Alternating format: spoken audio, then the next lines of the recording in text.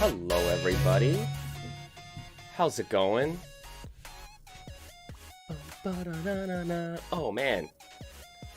This is a catchy tune. I hope y'all are doing well. I'm, of course, Mr. MKL.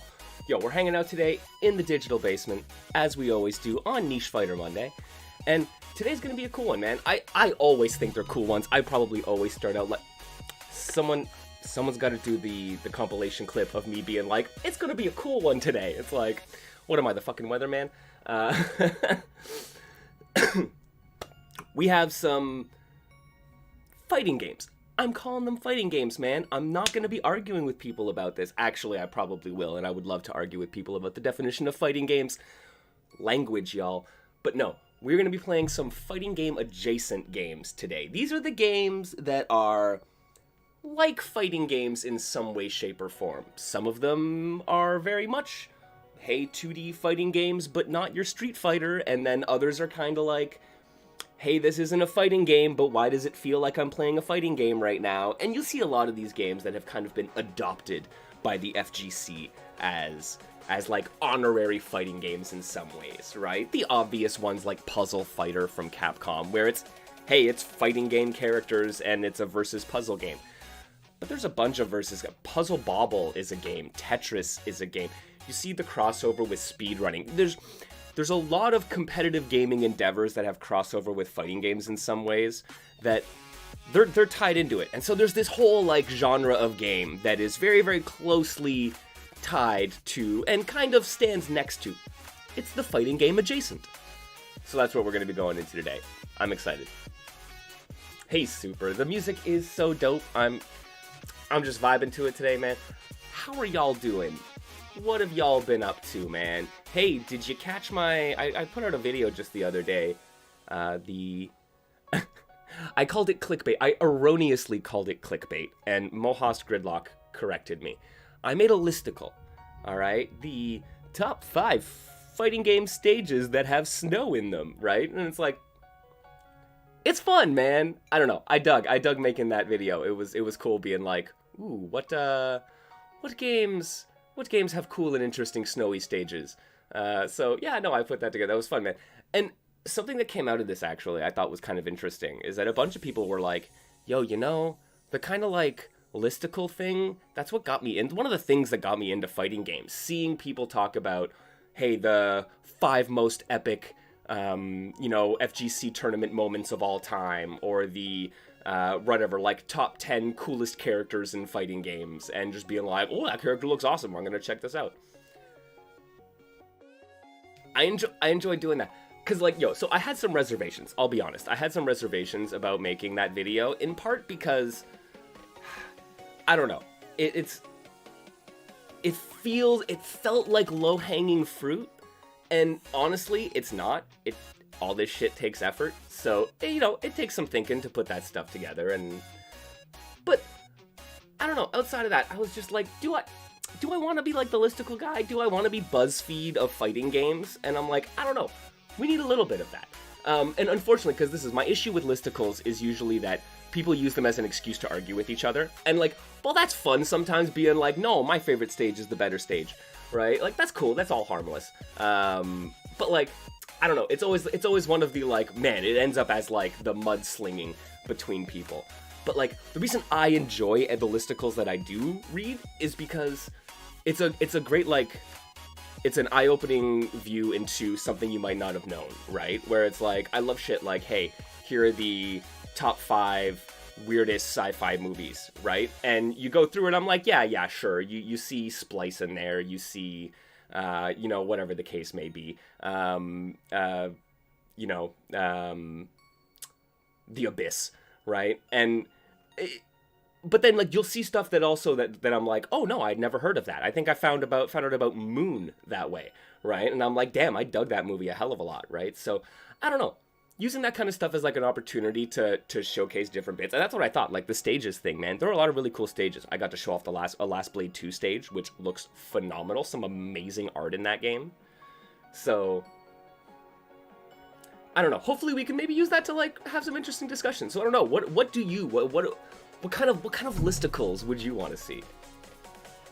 Yo, Jiggly, yeah, you appreciate the stage discussion. Just think it's something no one really talks about. Yeah, right? This is it. There are all these aspects of fighting games that, like, we should be talking about. And everyone does the, like, oh, these are the 5 hypest moments from Capcom Cup or EVO. Like, yo, that's covered, man. Like, we got a whole ton of amazing content creators doing that. But yeah, man, right? Like, the stage discussion, the, like, stuff like that. Like, man, what are the top 5 puppet characters, right?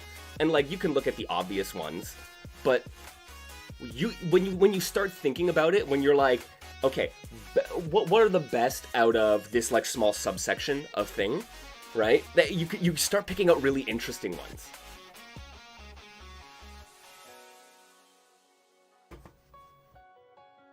I know, right? Well, and immediately, and this is what I love, because immediately after I put out that video, like Tekken fans were like, "My guy, what are you talking about? You put Arctic Paradise in there and not these amazing snow stages from the Tekken series?" And I was like, "Oh damn, okay, my lack of Tekken knowledge is showing, right?" But it was great because immediately I saw a bunch of new stages that I was like, I had never known that. That is great. Though I think it was a DOA stage just called Snow that it was like one of the first stages with like, you know, the deformable snow terrain, so it would actually respond to where your characters moved and like deform accordingly. Like, that's super cool, man. That's a cool bit of trivia, right? So I'm sad I missed out on a couple of those. Yeah, right, you like lists for that, just talking about the things that people might not have heard about, right? It's an opportunity to explore that. Yeah, even if they are still popular, there could be a guy who needs that kind of introduction.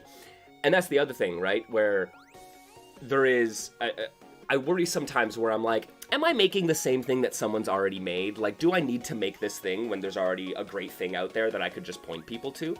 And the fact is that new people are introduced to the hobby through a whole bunch of different ways, right? And so it's like, if I happen to be one of those vectors for introduction, I should have something for them, right? And just because someone made something 5 years ago doesn't mean the algorithm's pushing it today. So, like, new content and new videos and new media and art that kind of, sure, it's been done before, but right, it's still important to keep doing it, and in different ways, but for new audiences.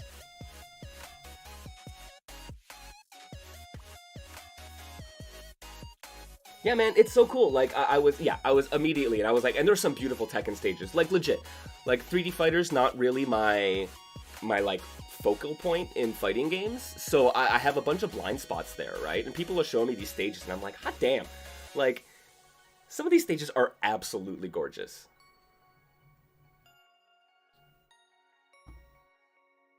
You wanted to mention about that, Andrew? Snowfall doesn't work good with video compression, you know, so stuff like that is not very creator friendly. Things like tournaments, it's harder to stream that stuff in real time with that, right? And you're absolutely. It's one of those interesting things related to that you're like, oh damn, you know, I didn't necessarily think of that. It's like, dude, this is why don't wear stripes and polka dots on broadcast TV. Please don't wear stripes or polka dots on broadcast TV. It's just, don't necessarily think about it all the time. Yeah, Warthog. DOA seems like it has a lot of cool stuff. Ducky has a bunch of experience with DOA. I should really talk to her about that series more. She was a big, like, 3D fighting game player and was into DOA and Tekken Tag and stuff.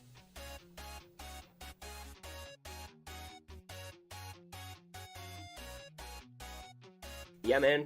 The FGC, it's something that new people get into every day, and that alone, you think, is something that gives a lot of validation to talking about the same stuff at different points in time. Yeah. And it's important to have the same stuff from different perspectives, too, right? Like, someone's perspective, like me talking about what it's like learning, if I'm talking about the perspective and my learning came from the arcade era, that's completely different than what it is today. I'd much rather hear about what some 16-year-old thinks about what the learning process of fighting games is in this day and age, because they're probably closer tied to it, right? But at the same time, right, someone who lived through the arcade era, commenting on how the new era is and how you interact with it, right, and your people's experiences with it, that is also super valuable. So like yeah, a variety of perspectives at different times for different audiences.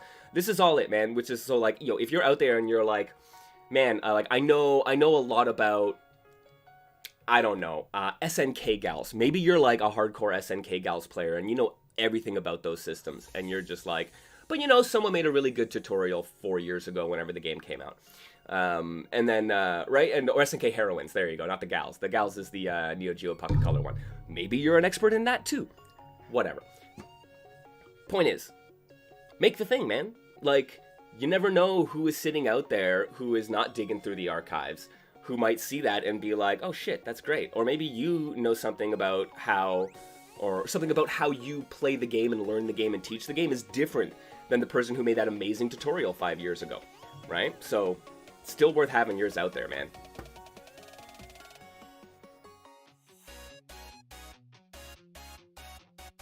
Yo, Warthog, Bone Wonderland is the only stage somehow allowed. It's the one true stage, guys.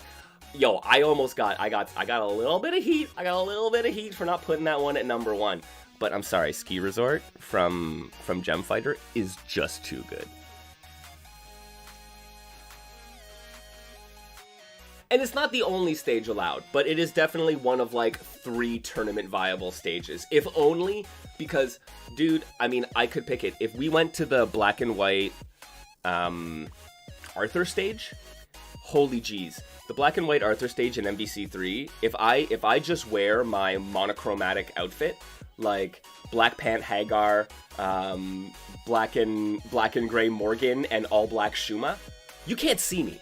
You don't know what's happening, dude. I have like an invisibility cheat code turned on at that point. So, but yo, you throw me in Bone Wonderland or Bon Wonderland, I'll pop right out. And yeah, guys, Ski Resort, so good. I definitely think it was worthy of number 1. Yeah, no, it's not actually the only one used, but it's basically the default one. It's the best stage that is the easiest to see regardless of someone's character or color palette choice. So it like ends up being the default, right? But Rooftop of the Daily Bugle Rooftop, that is a totally acceptable stage as well. It's nice and bright. It gives good like character to stage contrast. There's a handful of them. Like Danger Room was okay. But yeah, like I don't know of any tournaments that actually had stage bans, but like my guy, if you booted up and you brought me to like, yeah, any of the Ghost and Goblin stages, I'd just be like, I'm sorry, we gotta reset.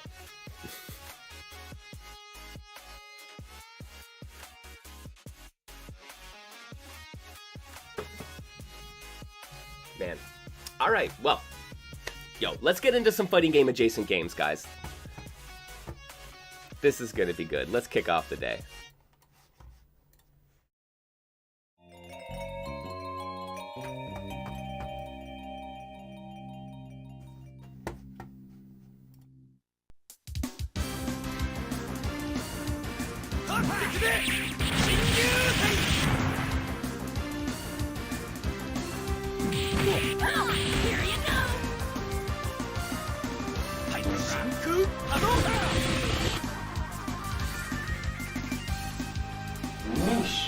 Fighter Monday! Yo, welcome to Niche Fighter Monday, y'all. We are kicking things off with Punchimals. Punchimals. I keep stumbling over the name of this game.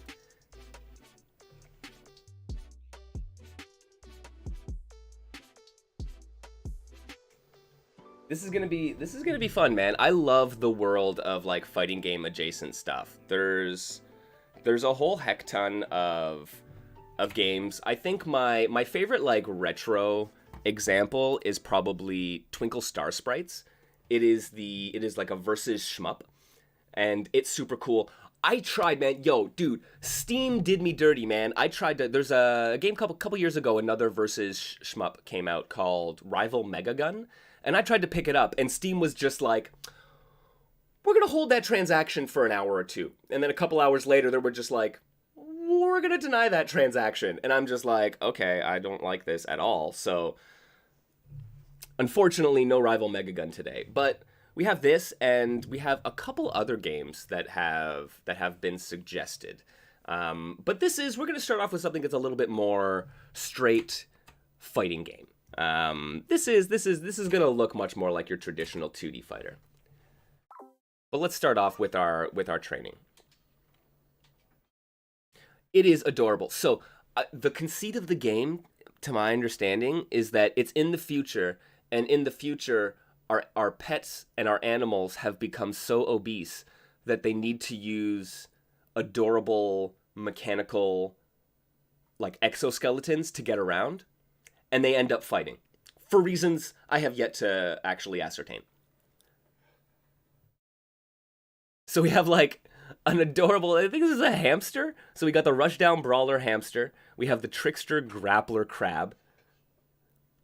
And I think this is a bunny with an eye patch, who's a tunneler, a ranged tunneler. Okay, this is it. I gotta get Trickster Grappler, man. We're going for Krabbytron Jr.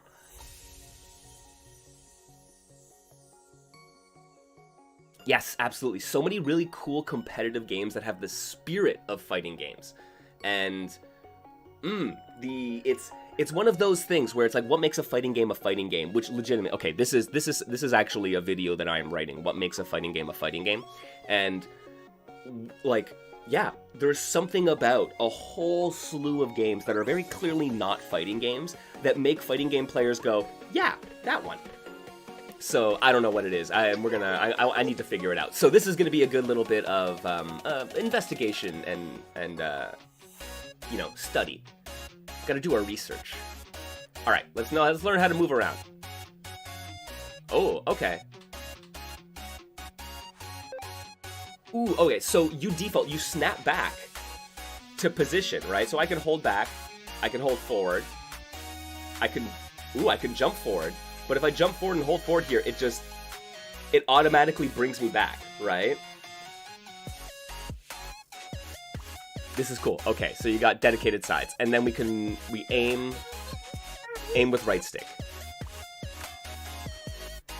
Yeah, puzzle games in particular have a very close tie to like the fighting game adjacent thing. Absolutely, there's a lot of competitive puzzlers like Magical Drop, Puyo Puyo. And they have crazy competitive scenes. It has its whole own scene, absolutely. All right, so aim forward, and we got punches. Ooh! Oh, that's cool! So we got grounded attacks. Oh, and we can steer our punches. All right, and then it's hold back to block.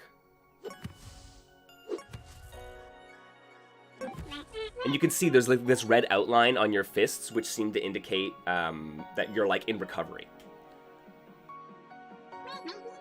All right, see, and yeah, so this is like very much, right? This is very much a fighting game, but it is not your typical, like if you're like, here's Street Fighter, but you have to stay in this position, and if you dash forward, you'll get pulled back there because of gravity or some like elastic band. You'd be like, okay, like, I guess. But it's right, and it's like you have this like the variability in the dual stick controls is very atypical for fighting games. So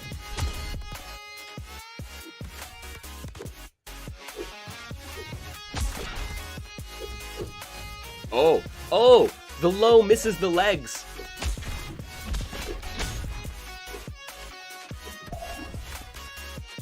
I like it. There's clashes. Oh, and there totally are combos. That's amazing. Okay, so there is like a combo counter there too.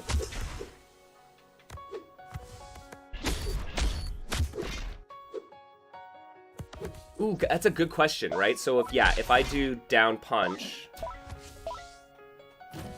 Oh, am I? There you go. I think there are like sweet spots. Ooh, that is really cool. Yo, that we can receive our provisional punching license. Be adding more courses in a new version. Be sure to come back later.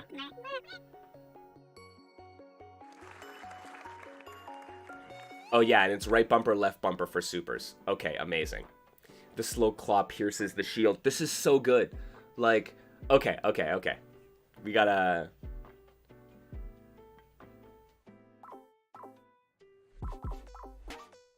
Aww. These are adorable baby Punchimals. Oh my god. I love it.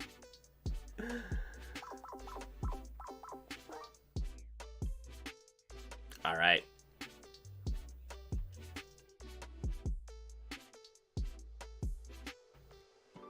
No, everyone should include their development animals and development babies. They absolutely should. Cyan, I like it, I like it. Ooh, okay. So, universal controls. You can dodge by clicking in the left stick. You can super parry by back and left bumpers. Parry incoming attacks with precise timing. An attack can be reflected back with increased damage. Parried attacks can also be parried, so you can volley them back and forth. Oh, this is phenomenal. While stunned, EMP burst releases a burst of energy that interrupts your attacker, allowing you to escape a juggle combo. Can be blocked with both hands. Oh, God.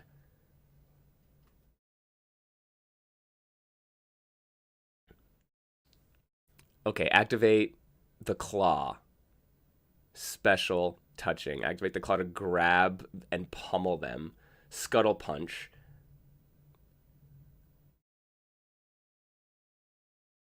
Oh, you can repeat punches and extend them, so you can have kind of like the Talbane multiple directions. Okay. Fire a water ball at your opponent. Punch to direct and empower it. Oh, that's good. And supers, click in right stick. Grab opponent with both claws and slam them into the ground. Can be blocked. Okay, okay.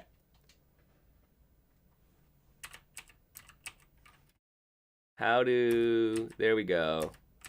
And I set you to CPU. I know.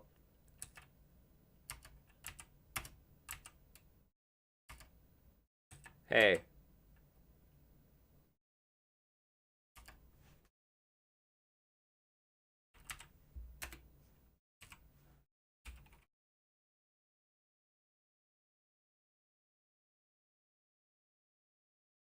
Come on. Enter to confirm. Oh. I am not sure what's happening here. I don't know why it's not. Can I just select? I guess I just select human. Okay.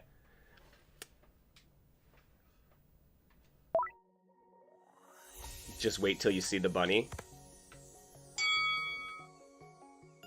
Okay. So...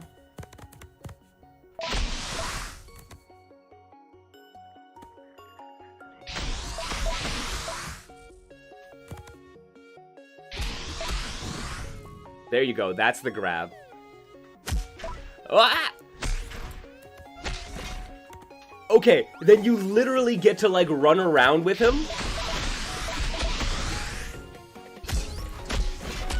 Oh, you can just, like... Oh my god. They let you, like, just... You can... When they say pummel him, they really mean however you want.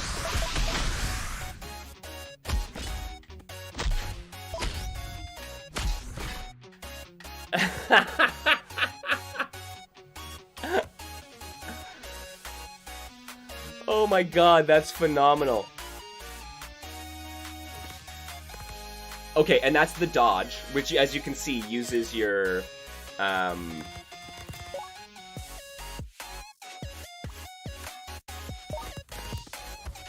uses your electricity. Oh, that's so good. And there's the water bubble, which you can punch.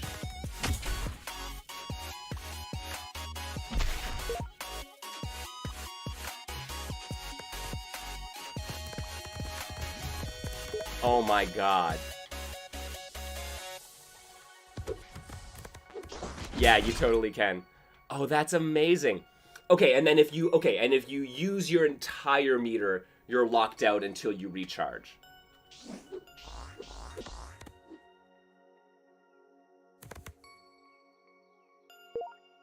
And then yeah, it's like you can Rekka your punches. Oh, that's so sick. What is EMP versus Y? What is it? Super parry punch. Can we talk about the timer in this game?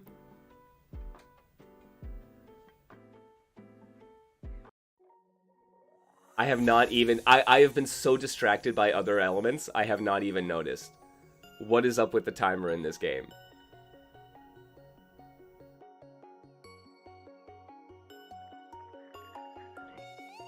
Come on, my little Punchimals. Load.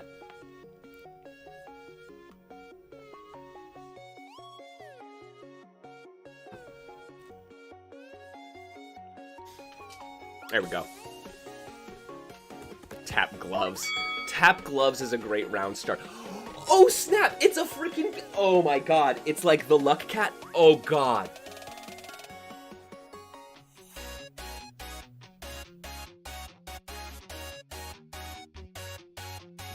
This game is so freaking cute. And okay, this game is so freaking cute and will ruin friendships. Like, you realize that this is exactly the kind of game that people... Some 13-year-old's gonna throw a controller at their best friend over this game.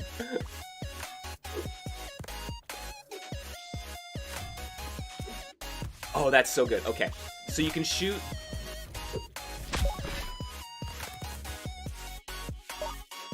You can, like, shoot the water ball down.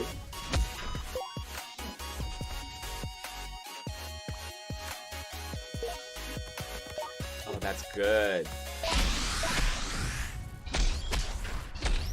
The Crabitron mix? No way. Okay, and then yeah, that's just your regular throw too, right? So the super throw, it's like the hits which can be blocked, but ultimately it'll break guard and you can get to the throw. But if you just do like your right bumper special, wait, where is it? Oh god. There you go. Yeah.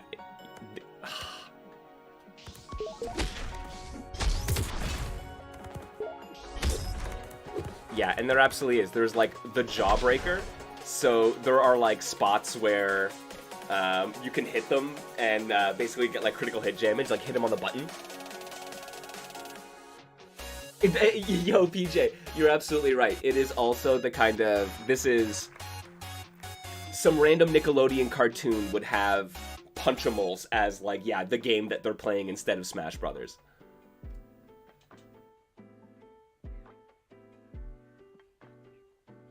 Alright, alright. Let's see what the one-eyed bunny is all about. Yeah, yeah.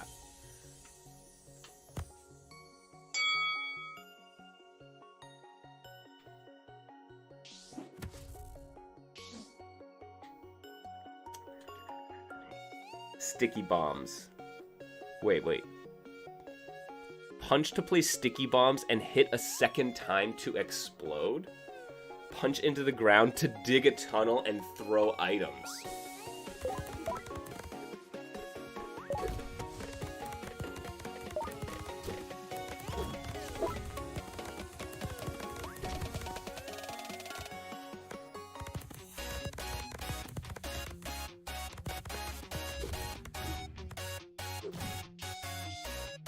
Oh, there you go.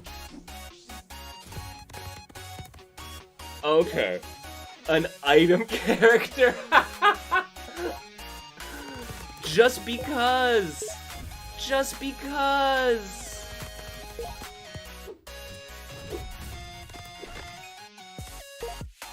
Yeah, you gotta be down forward instead of just down. There you go.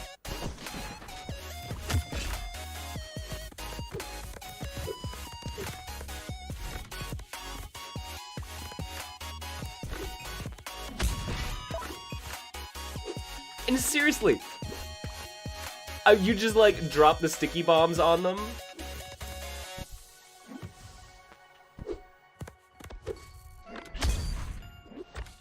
So if you like, yeah, you can like double tap. Oh, I hit him with two. All right.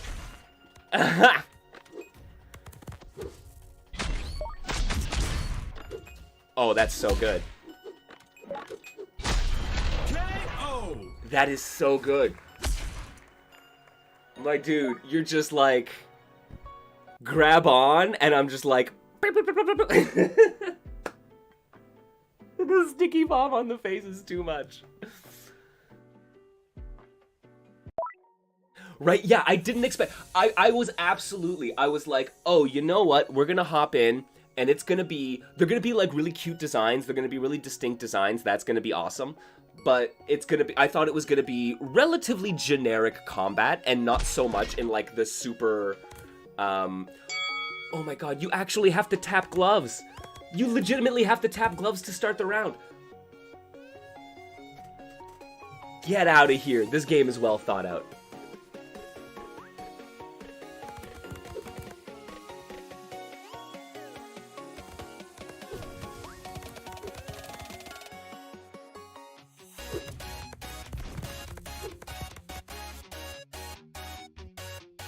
Oh man.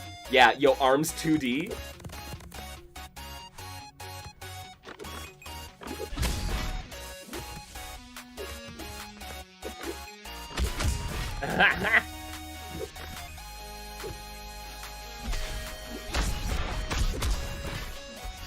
Oh yes.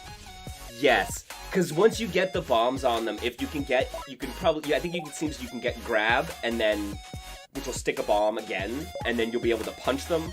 If you can bounce them against the wall, oh, that's good.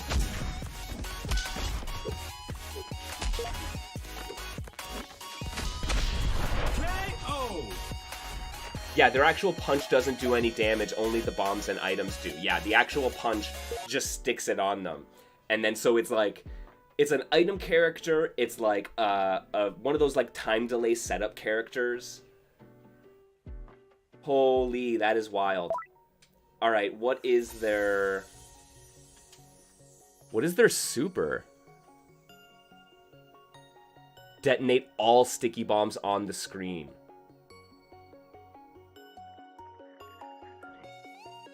Throw item. Okay, punch into ground. And throw random item. Then punch it to launch. I love that, man. Because, like, legitimately, yo, you can't, like, I'm pressing buttons here. They don't let you do anything. Until you tap gloves. That's so good!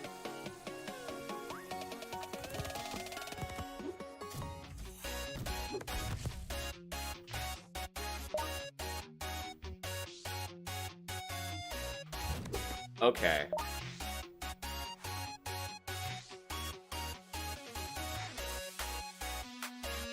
Okay, so that's the tap special. But if I hold...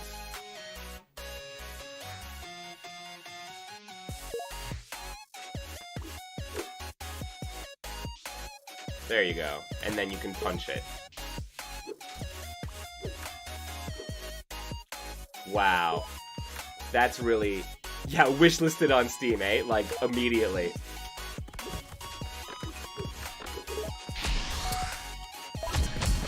Oh, okay, and the detonate actually takes a second.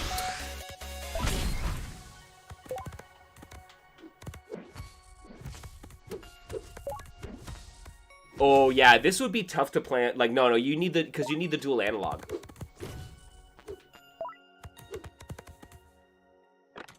There you go. Oh, snap. Okay, and it says, yo, it says right here, don't lose the detonator. The reason, I think you can get punched out of it.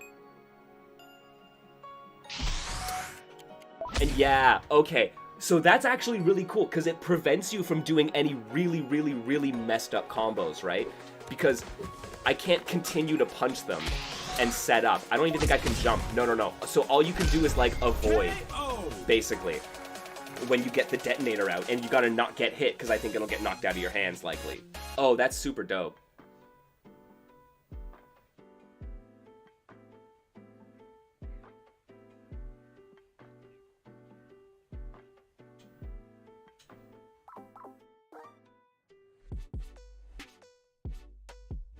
There you go. Okay, that's how you set the C. I was wondering how you set the CPU. I want to do this here. All right, let's go, and let's check out the Rushdown Brawler Mochi. So I don't think there are sweeps per se. I'm gonna have to see what happens when I don't know how it resets, because I know that there's like juggles, right? All right, agile movement with air dash, fast fall, and more. Yo, let's go. Air dasher and platform fighter fans unite.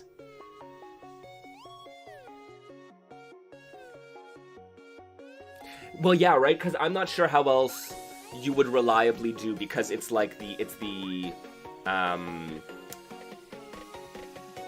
it's like the digital input, the 360 input movement for the fists, right? Unleash a flurry of almost unstoppable punches until you get tired.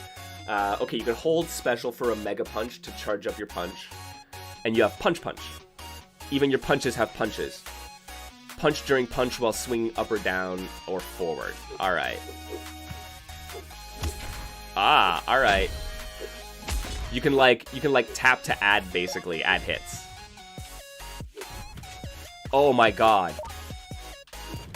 Yes, you have dashes. Oh, that's super sick. Oh man. So yeah, I don't know if no, it doesn't seem like there's any knockdowns, right? But there is like hit stun and juggles, but you seem to always like land standing, basically.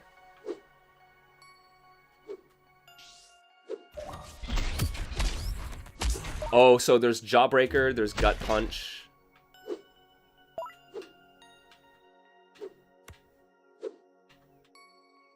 Yeah, there was a stun you could do, right? So when you get a crit hit, yeah. Like that, right? Oh, man.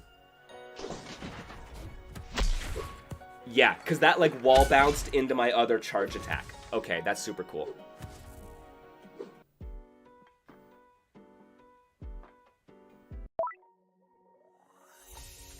Yo, this game is sick. All right, let's go. Tap gloves.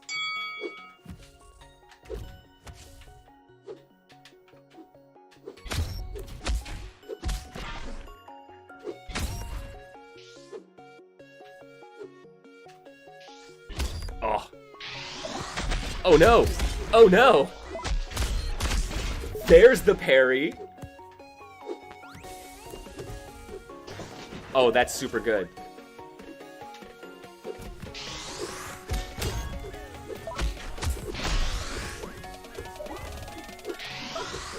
Ah! No!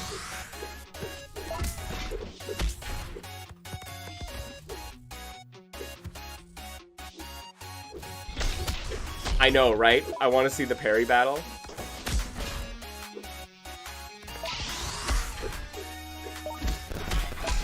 There you go. Whew, that was close. Yo, same Jiggly, right? Like, I thought it was gonna be really cute and a fun little, like, romp, right? But, like, hot damn, I was not expecting this kind of character variety. And, like, a remarkable amount of nuance. Like no shade to developers. Like, this is cool. Like, this is amazing. I'm glad it's like this. I just, yeah, it is not what I anticipated.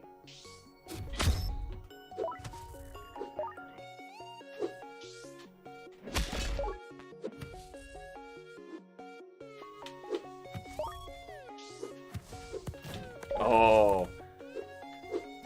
I think I hit him on the way back, though. Ooh, okay.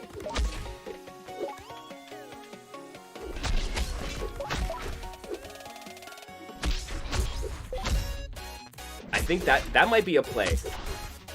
Because I think I can, yeah. I think I can get, like, the 4 hits off of, because you can double tap. There you go. You can double tap your punches with the, with Mochi, right? So I think if you, like, jump in, you can double tap for the 4 hits, and then you'll be right in there, and if you do the upwards attack, you can get a launcher, right? And so, like, charging that because their charge shot actually seems to have a little bit of a delay. Hang on, let me switch the...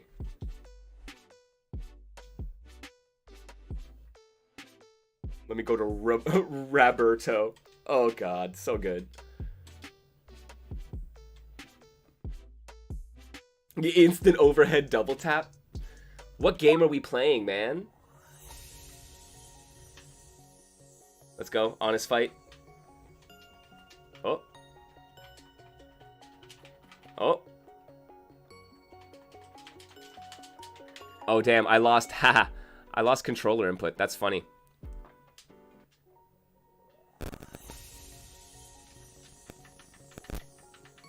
Oh, that's really funny. I've lost in-game controller input. Here, let me back out to the... Oh, that's not right. Quit. That's not right.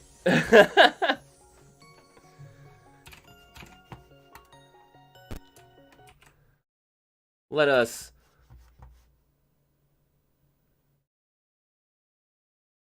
just reboot this right quick.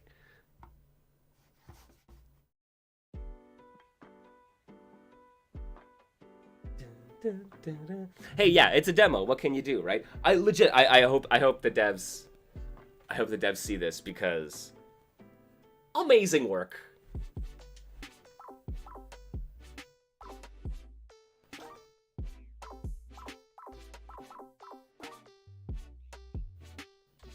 Yo, there is a feedback survey, so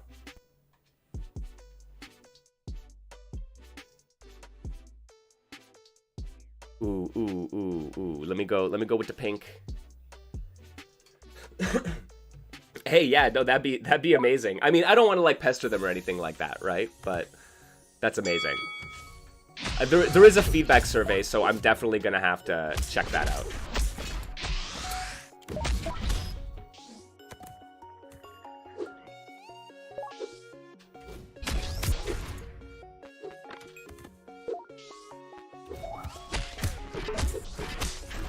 Yes! KO! Whoa. That was explosive. Oh my god.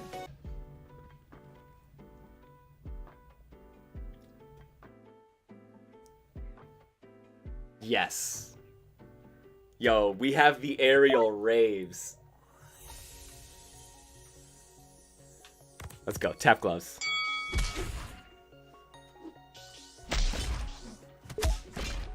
Oh!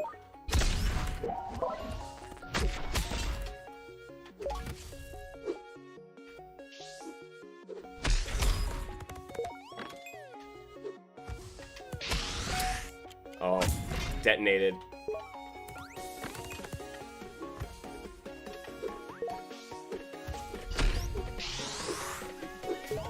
Oh no! They side swapped.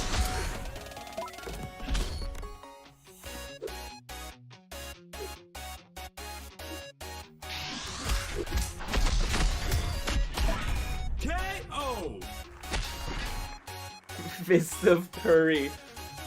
Oh god, the game is punny. It has such style. Like, I've been talking about this since the beginning of the year, man, where I'm like, please, developers, fighting game developers, indie developers, be like unabashedly you. And I'm sorry, like, this whole conceit. Overweight animals in the future need robots, and they can get a fighting license to battle in their giant robot exoskeletons. Yes, and then just like the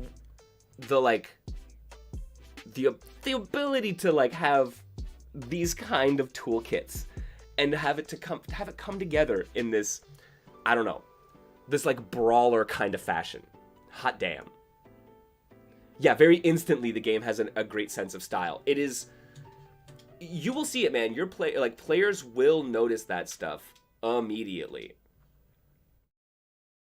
All right, I gotta go back to our grappler friend, the golden crab.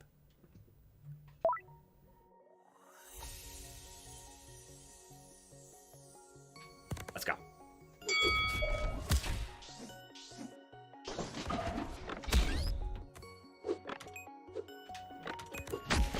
I have a lot of things on me. Hey, how's about you come in here for a little grab?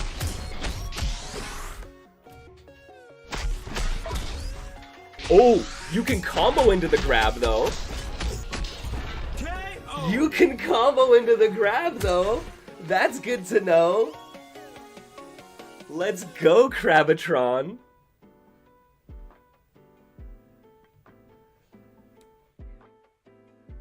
Are these model buildings made for pet fights? Good question. Like, is this just like an arena? I mean, they obviously have the training rooms, right? But like, this looks like just the back rooms.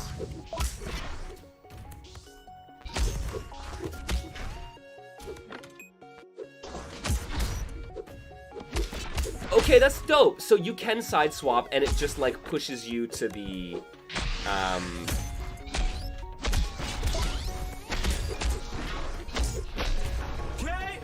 Yo, from like full screen to the command grab into the air combo. But no, it actually swaps sides, right? So, hey, okay. This is very Dino Rex. This is the kind of stuff that, okay, and I am not saying that the Punchimals developers saw Dino Rex and the way their single side automatically switches you back if you cross up dynamic. I'm not saying that they looked at that and said, I'm gonna implement that.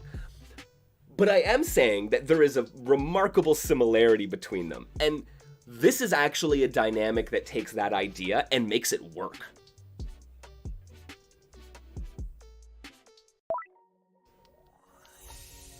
Right? Yeah, these pets, yeah, this has to be a model city they've created, right? Because this dude is still, like, he's still like a story tall. This is a story tall crab, right? My man, like, 10 feet from claw to eyeball.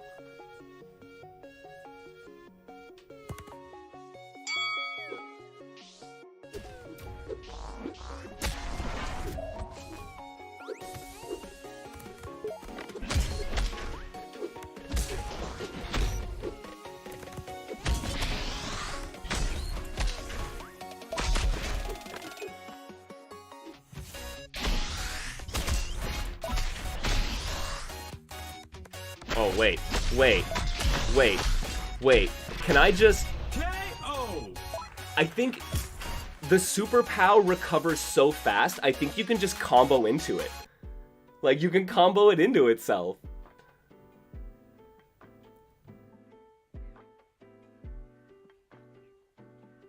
I would never get tired of watching a crab drag someone's face on the concrete. It's just, it is so anime, right? Where they just like smash you down and drag you across. There is a combo escape button. There is a burst. You're right. Absolutely. There is a burst. I don't know. Yeah, but I don't know how effective it is, right? Obviously the AI wasn't using it. Okay, hang on a sec. We got lore. Crabitron Jr. hatched from a mysterious egg believed to originate from the mighty giant space crab Crabitron. Crabitron Jr. can often be found stealing Mochi's prize sashimi and has now received a lifetime ban from her restaurant? Oh man, Crabitron. You don't have to be like that, dude. Like, Mochi seems like a pretty cool person. Cat. But, cat, yeah. Dislikes cats though.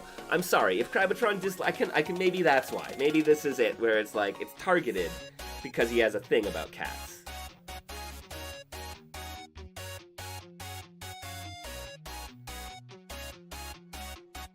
Likes fish and waves.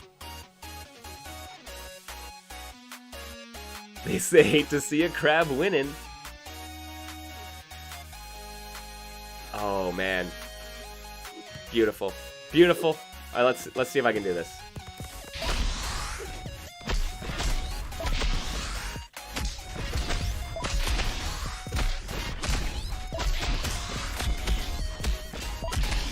Yeah. The command grab loops. Oh, jeez. And then they just freaking explode. Oh, God. I love it. I'm sorry, Roberto. Alright, well, I think we found the strat, man. I think we found the strat with Crabitron.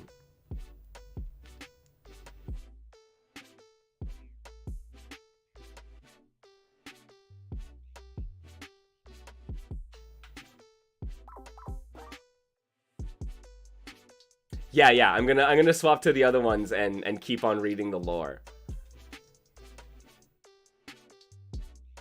All right, we gotta see what Mochi. What does Mochi think? Abandoned as a kitten, Mochi was adopted by a roving band of sushi chefs and thus learned the ancient and deadly ways of delicious and compact food preparation. She hopes one day to open her own restaurant in Punchable City so she can carry on the ancient tradition. Mwah. Ooh, good question, Jiggly. Oh man. Okay, and I'm sorry, Crabitron is actually a delightful name. Do y'all know the I don't know about you guys, man. So we have something called the X, the CNE, the Canadian National Exhibition that happens here in our city, and it is like it's an exhibition with it's like a carnival fair type thing, right? And one of the classic rides at this was the Gravitron, right? Now, it was like one of those things where it was basically a giant centrifuge, basically, right? Where they would strap you in, and it would just spin really, really fast, and you get stuck against the wall. And they would you could take off the belt, and you'd just be stuck against the wall, and you could turn around and shit. It's the spin to win, man. It's the Gravitron. He literally puts you in the Gravitron. Oh god, it's the Crabitron. It's so good. I don't know how intentional that is, but mwah, mwah. Chef's kiss, my friends.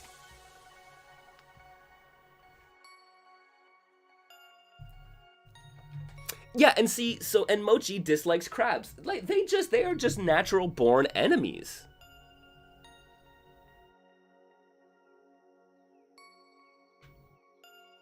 Let's go.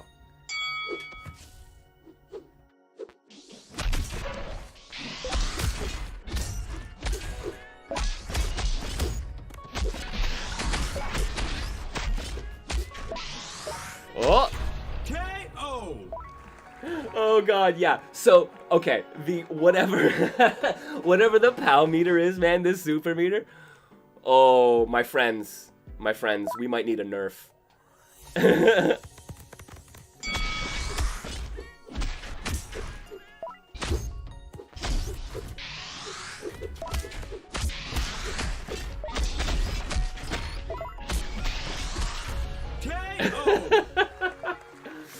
It comes back so fast that by the time you finish the punch that you used to hit them with the super, your super's already recovered.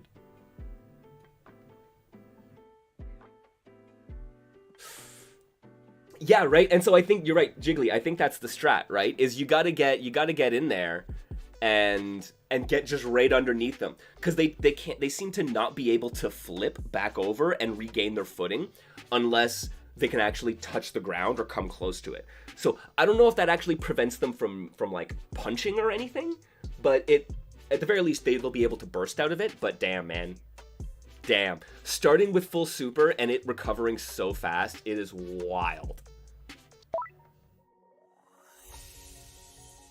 All right, what's the Raberto lore? Some say that rabbits and highly explosive compounds don't mix. But Raberto has other ideas, even if he's missing an eye from the aforementioned explosions. Oh, okay, so he is like your dangerous prepper. All right.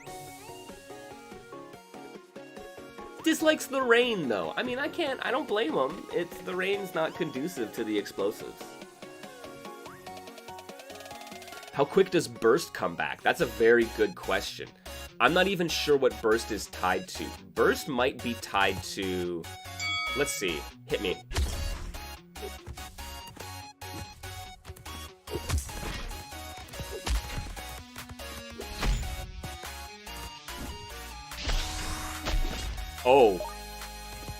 Oh, so yeah, you see it at the top. There you go. It does not come back that fast. I think it's more like traditional super meter in that it will... I think it's when you get hit, right? So if I let him hit me again... Yeah, every time you take damage, you get some EMP back. So, like, if someone's comboing you like mad, then yeah, for sure, it's gonna help, right? But it doesn't seem to be very... way slower, right? And it doesn't seem... man, I don't know, that burst didn't seem to get him off of me much.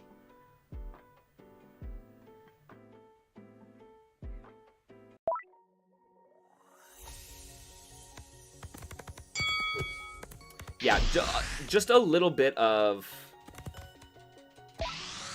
Okay, there you go. Oh, alright, alright, alright. That was a little bit better. So, some of the bursts can work a little okay.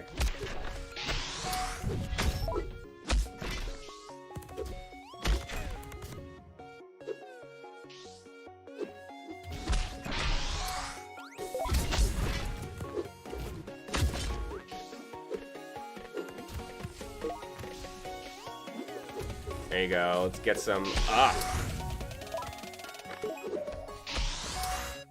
Yeah, right? You can... Like, because that's it. If you're just in there getting punches, punch, punch, detonate. Punch, detonate. KO! I don't know if you can block the detonation. It doesn't say. No, it just says detonates them all. Yeah, I think it might have it in that scenario. Okay, because like the physics are kind of like not wonky, but they're like there's these like floaty physics on everything, right? And because of like the rubber banding of snapping you back, I think that means that like sometimes the burst won't be as effective. But like there was like I was in the back and then the crab was pushed forward and I burst and it sent them all the way back, right? So I think there are... I mean, much like bursts in any fighting game, there are going to be scenarios where you're going to get baited, or it's not going to be the most effective burst, depending on situation and spacing, etc., etc.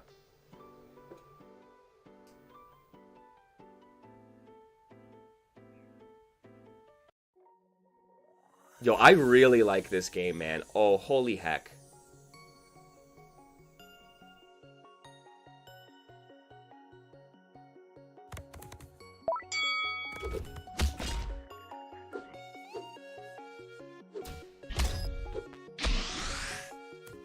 Oh no! Can I burst? There you go, there's the EMP burst. And yeah, and it looks like it stunned them for a second. Yeah, I don't have it.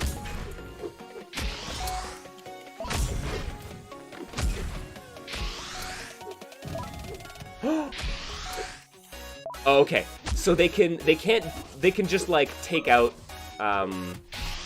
my detonator and like clash with me basically. So I think you can't block the bombs, but there you go. But he punched it and it eliminated the bombs. KO! Punchables bracket for a punch $1 million.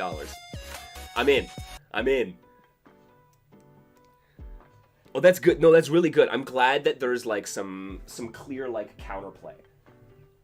I'm sorry. I literally just caught a moth. my punchable. I am the frog punchable. I am like willing the frog punchable into life, and I am just like blamp. I'm sorry. I just did it. I was like, oh, I'm gonna reach for it. I'm like, oh god, I got it.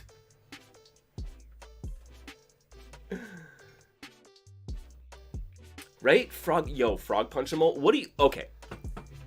What do you folks think about this, man? Like, how does this game line up with fighting games? I think it lines up amazingly well, first of all. Like, really interesting character designs. Like, unique characters who have, like, asymmetrical toolkits and game plan. Like, those are kind of fundamental. And it is very much presented like a fighting game, right? It is a 2D fighter. You have burst bar, you have super bar, you have your health bar, you have your timer. But it incorporates this level of, I want to call it like analog control, right? Where it is very like dial based, where it's a twin stick shooter in some ways, right? It is It is very ARMS. I mean, I don't know who, I can't remember who said it. I think it was PJ who said it earlier on, that ARMS 2D is what it is.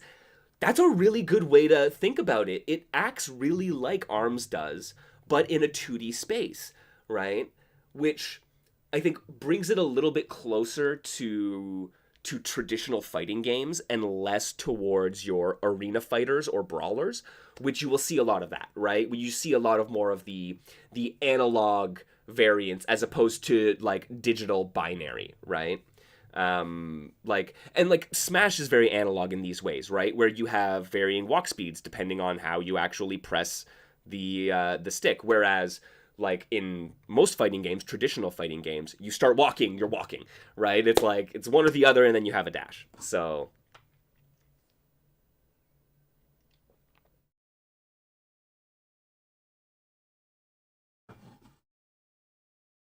yeah, absolutely feels like a fighting game, just a bit of an unconventional one. Yeah, absolutely. And I mean, and that's it. And there are so many ways to explore, right? Like I think looking at like just Street Fighter versus Smash Brothers as the very like look, there are these are two very different ways to look at fighting games. And so, right, and oh god, I can never remember the name of it. Power Stone. There you go. There you go. It came to me. Right, Power Stone is another one. Where Power Stone is a very it's I call it fighting game adjacent because fighting game players get it, right? We incorporate that game into our mystery tournaments. We talk about them. A lot of our players play that game, and there's a very big fondness for it within the FGC. And it does a lot of fighting game things that are not a little off to the side, right? And so it's funny, like looking at like the spectrum of fighting games, you could see where like Punchamals might intersect with something like Power Stone and something like Smash Brothers and something like Arms and come to be like through kind of like some of the thought processes that led to those games being created. I think also fed into something like Punchamals being created. It's super cool, man. I really want to know what the developer's history is with fighting games to see if because there are some things that very clearly borrowed from fighting games, right? The just like the unique, like I said, the unique character toolkits, the super bar, the burst, those are very fighting gamey to me. So I would love to know, yeah, if the like if what kind of like inspiration the developers had, what kind of history the developers had with fighting games. Yes, absolutely, guys. I'm just playing the free demo on Steam, so thank you, Super HC. Follow that link, grab it, wishlist it. It's really cool. Yes, I have Divine. I have it. I haven't actually played it yet, but it's kind of um like a fighting game, like a battle royale fighting game, arena brawler. Is kind of the vibe that I got off of it. I have been meaning to get to try that out. It is on my to do list. It is 100% in the fighting game adjacent realm. Oh, that's the Smite devs. Oh, I don't think I actually clocked that. That's really cool. Okay. Yeah, man. Spend today wishlisting games that you found at PAX. Yo, friendly reminder, man. One of the great ways you can support your indies is by wishlisting their games, guys. If ever y'all see, I try to make a point of posting links to stores, whether what itch.io or Steam or whatever, just because yeah, man, like the Steam algorithm really pays attention to wish lists. It helps out, and it could be hard to meet those thresholds. So like all that little bit of just being like, dude, this is interesting. If it's interesting, man, throw it on that wish list. When it goes live, when it launches, when it goes on sale, you're gonna get that notification, and it's like, hey, man, once it's within your price point, like these are some amazing games that sometimes just go by the wayside because the Steam system is like, there's 9 million of you. I don't, not you today, right? Shh, right? But enough people being like really cool wish list tends to make the system take notice. It is literally a Smite spinoff, dude. I did not know it was literally a Smite spinoff. That is hilarious. I only really know Smite like tangentially through looking at like competitive games and stuff like that. So, because yeah, definitely not a player. But that's who knew? Apparently, Warthog.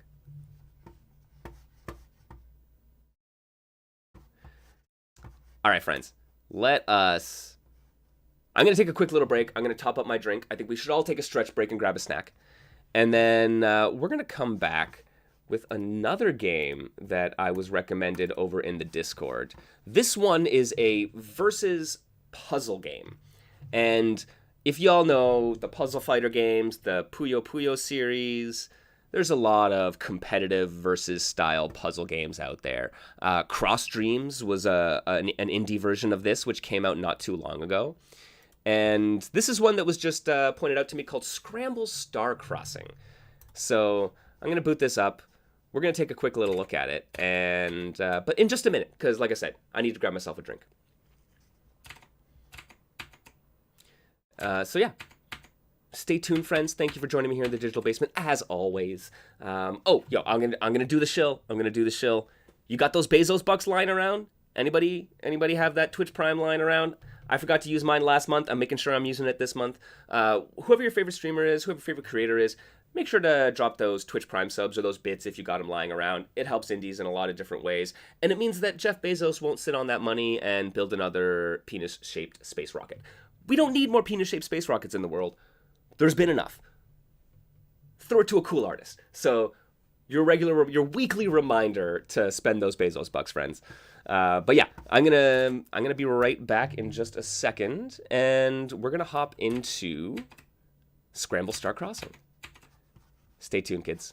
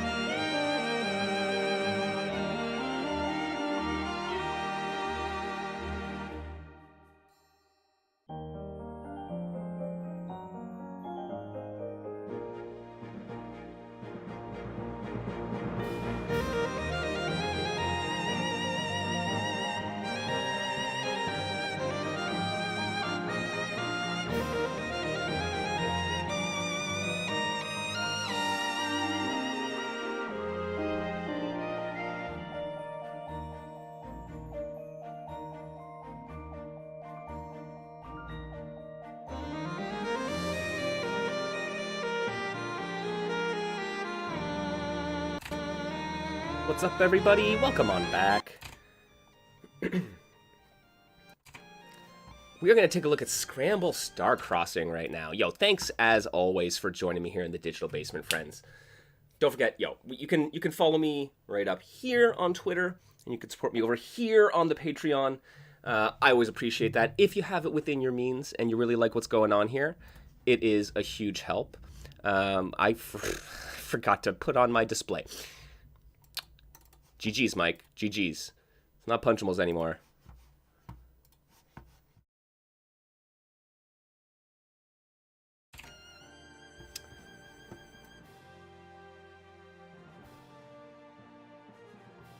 There we are.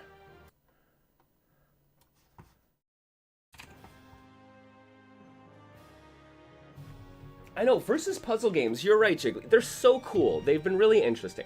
This is one that Warthog brought up to me here and recommended that we check out. And this was actually kind of the inspiration for me checking out some of the fighting game adjacent stuff today. I mean, it's been on my mind. I've been doing some writing about it on the side. But this is... they brought this up, and it was like, versus puzzle game. They found it, I believe, at PAX, right? And I was just like, oh, that's cool. There's a new one, right? Like, Cross Streams came out. Cross Streams was a little complex for my liking. The way Cross Streams work is that it actually takes a bunch of different puzzle game types, right? So, like, you can pick a puzzle game type as basically your fighting game character, your archetype. So if you want to play Puzzle Bobble or Tetris or, you know, some Match 3 game, then you can pick that variety and play versus someone else. But it got pretty complex for my personal tastes. Yeah, really cool. Really cool. And then Warthog saying this is one of the last they checked out and they're glad they did. So let's take a look at the tutorial and see what it's all about.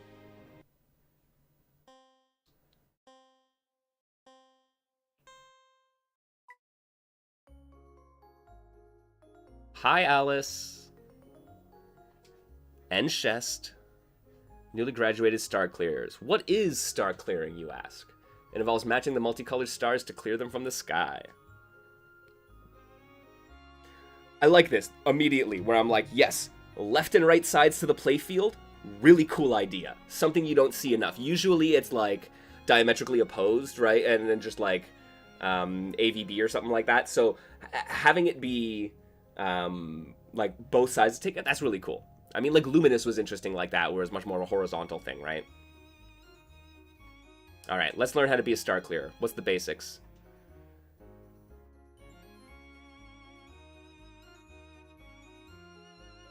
Up, down, left, right, and turn left and right. Alright. Alright, so up, down, left, right. And we can turn around. A to grab a star. You can grab as many of the same color as you want. You can also collect stars on either side of the play area. Go ahead and grab 3. Alright.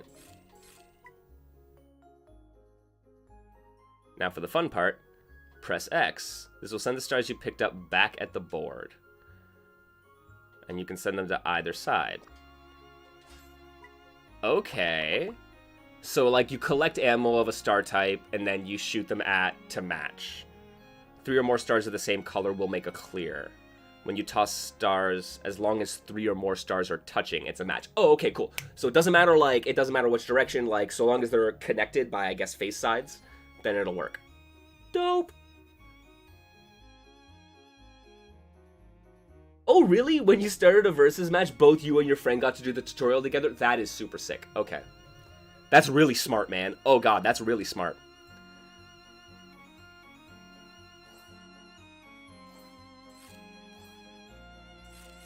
So yeah, you can grab as many of the same kind, so... Interesting. Okay.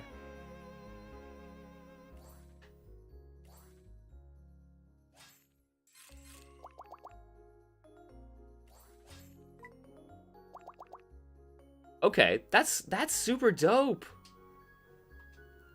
Running out of stars. Left shoulder and right shoulder to the star well. Oh, okay, okay. So you can push them up. That's cool. So you get to manage your own board in that way. Nice. And then chain clearing. Of course, I was waiting for this. And okay, and here I think is where we get to the core of why versus puzzle games are like fighting game adjacent, right? You have the obvious like 1v1 competitive aspect of it. Usually these versus games lets you like throw garbage one way or the other, which is kind of the back and forth of attacks. But then chains, it is so fundamentally like combo systems in fighting games that I think it like scratches the same itch intellectually. And I think like that's kind of like one of the core connections of why people are like, yes, this. Okay, this would match stars without waiting for them to clear completely. This can also be done by performing cascading chains.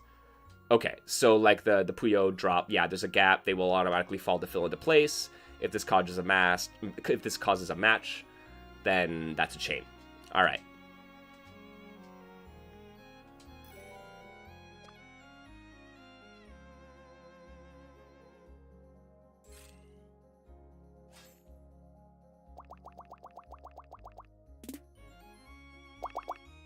Nice. Nice. Here we go.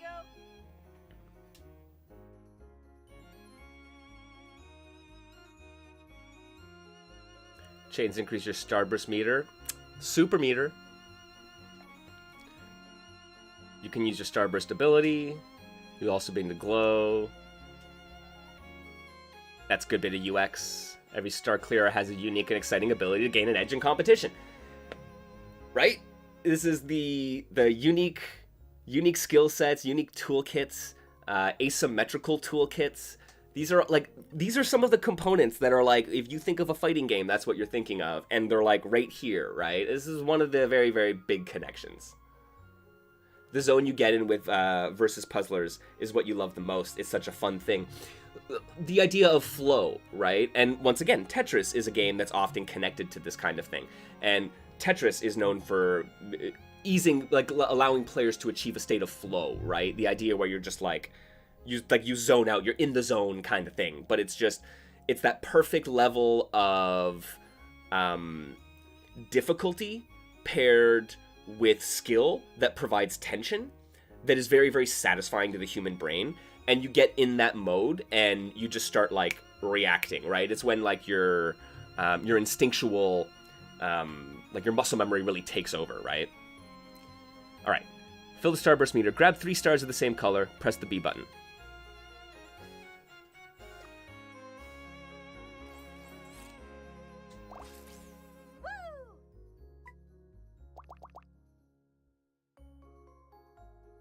Oh, I see. Dim stars are starting to appear. Oh no! Okay, and then garbage blocks.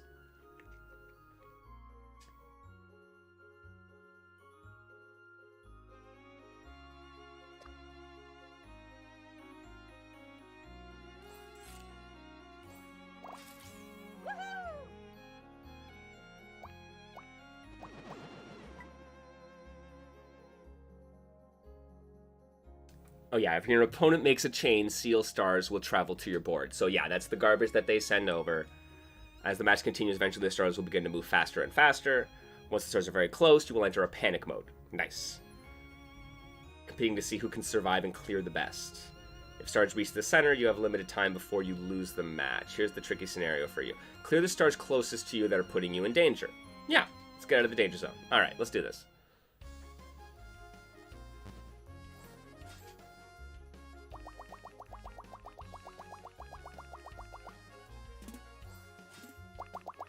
Whoops. Whoops, I used the wrong one. That sucks. Let me do this, and then that, and then that, and then that.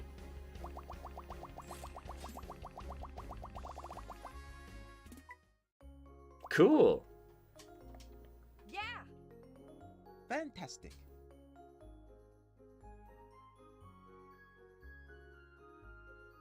Yeah, yeah, absolutely. Yeah, and then so yeah, if there's already a formation that has enough, you could just grab one and toss it right back, and it'll make the match. Yeah, absolutely. That's like the easy get, right? If you just want to go like boom, boom, boom, clear. Oh, that's super dope. Okay. Practice versus self, story mode, endless. All right, let us... Very magical drop with that. Yeah.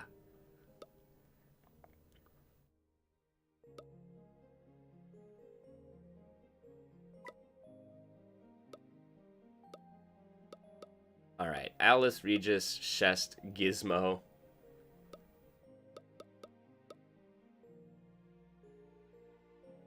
Starburst. All right, true Starburst sends a bigger circular explosion. Some colored stars cascade. A powerful full row horizontal sword strike. Oh, cool. Okay. Destroys all the same colored stars on the side throne. Matches during this time add to your chain. Send out 2 exploratory tentacles on both sides that clear stars. Same colored stars explode into cross. That sounds cool.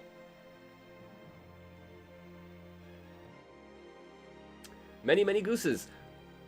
What's the best source of news for discovering new and upcoming indie fighters? Oh, man. Following Andrea D projects on Twitter is an amazing place to start. They are always on the lookout for new stuff, and they are always sharing that stuff.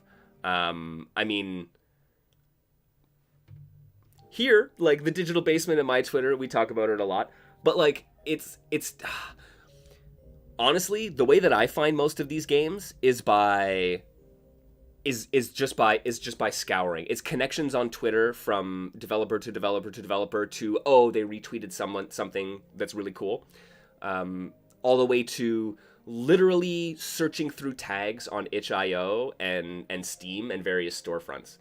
Like, yeah, following all the devs you can is a great way to do it. Like, the fighting game developers are very, very happy to share each other's work, rightfully so.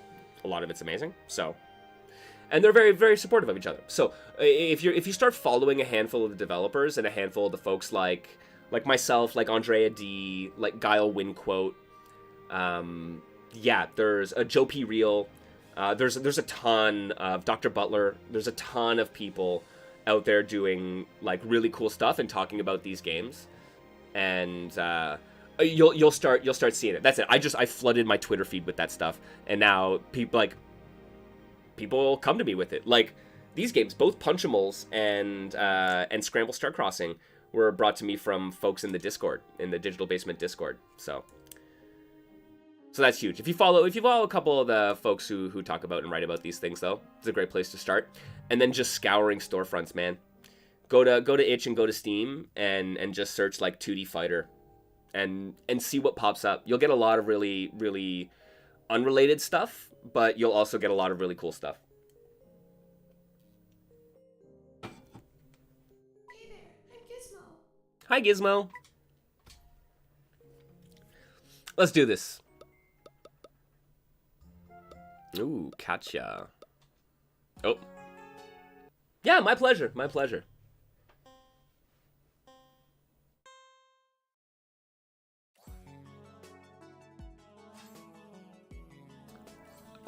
Okay.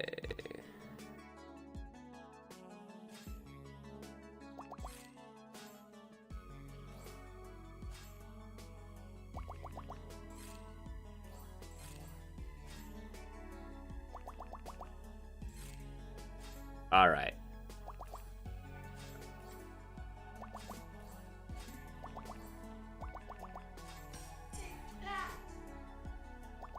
Oh, right. I gotta move up these things too.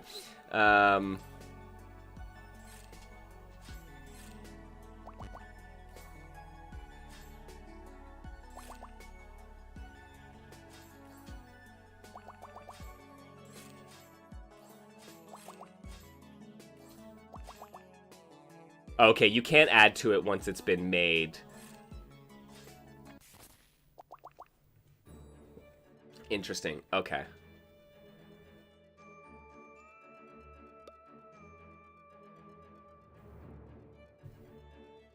Yeah, it's wild how off-topic the fighter's tag is. I know, there's... I had a couple friends be like, that is not... Yo, you're not going to find games that way. And it's like, yes, you will. You will absolutely find games that way. It's a pain. It sucks going through and being like, why am I seeing this, like, random RPG under the 2D fighter tag? And it's like, because there's a fighter and it uses 2D sprites. And it's like, that's not Steam. That's not what I mean. You know what I mean when I mean a fighting game. Like, come on. Yeah, you gotta sift through all the beat-em-ups, all the action RPGs to get to that kind of stuff. It's hard to make a good discovery system. Absolutely, and you'll see this, man. How many of these games are like, or of these like storefronts struggle to feed you relevant information, right? Whether it be Twitch, whether it be Steam or itch.io, it's like, it's tough.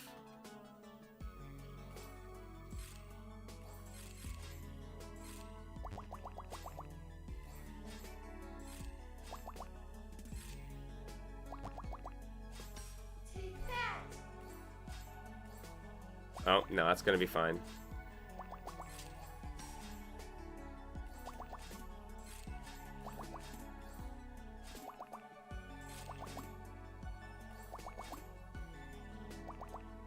Alright, I got a little better. I'm getting the chains out there.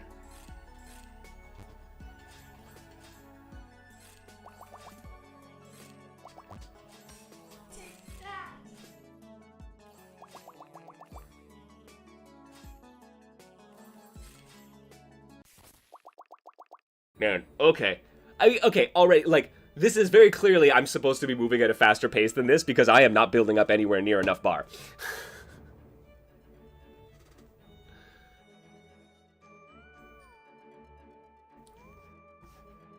Oh, yeah, and, like, Warthog, you're absolutely right. Like, recommendations from friends are way more important. But it's like, I don't know, it's just one of those disappointing things where it's like, these platforms need to figure out a better way of... I don't know, like, facilitating this kind of discovery, because it is so bad in so many ways. So, I don't know. There's gotta be a better way, is basically what I'm saying.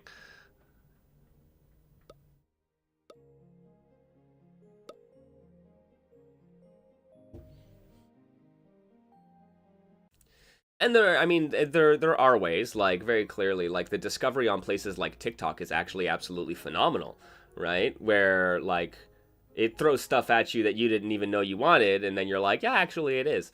So... Oh, I'm at the top.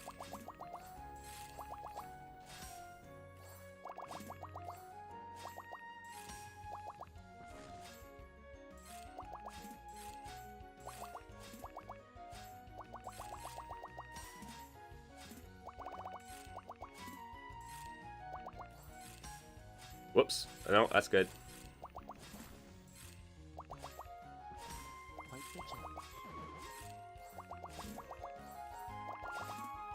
That's something, right?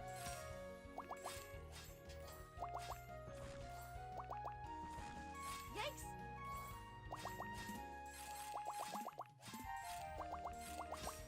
That's something, right?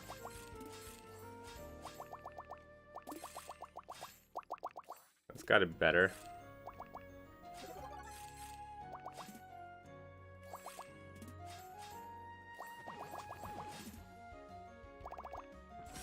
That's something, right?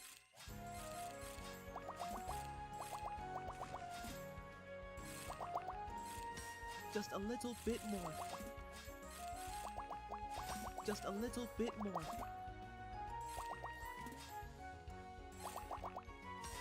That's something, right? Okay. I don't know, I'm not quite good enough to be able to figure out exactly what, like, how well I'm doing. That bar at the left... Time for some spring cleaning. Oh, dear Lord. Just a little bit more. Star explosion! Okay. There we go! Time for some spring cleaning.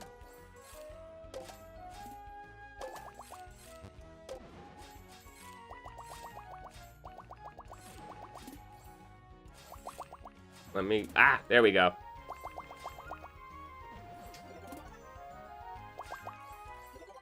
There we go. Time for some spring cleaning. Because, like, I'm not sure where... Like, that bar at the left, I feel like I'm losing very badly here.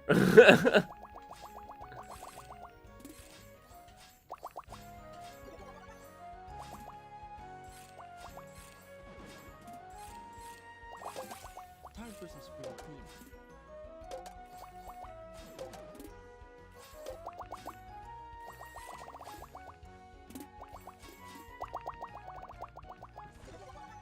Fantastic. Ah! Let's take it. No! I was not paying attention. So, okay, and this, herein lies my biggest issue with like puzzle games, like versus puzzle games in particular. There's a lot going on, and it's like, whereas fighting games, I feel like it's relatively easy to track the state of the match. Being able to track the state of the match in this is tougher. Like, assessing your own board, assessing the opponent's board, both of your super meters, and then this bar on the left-hand side, which maybe I just missed what that's actually about. But yeah. No, this time will be different. It will be different. All right, but this is good. Yeah, it's a lot to keep track of all at once. So it's like, but that gets easier. Like, as you get more comfortable and your mental bandwidth improves, you're able to figure that stuff out. Oh, this is not a fantastic board start.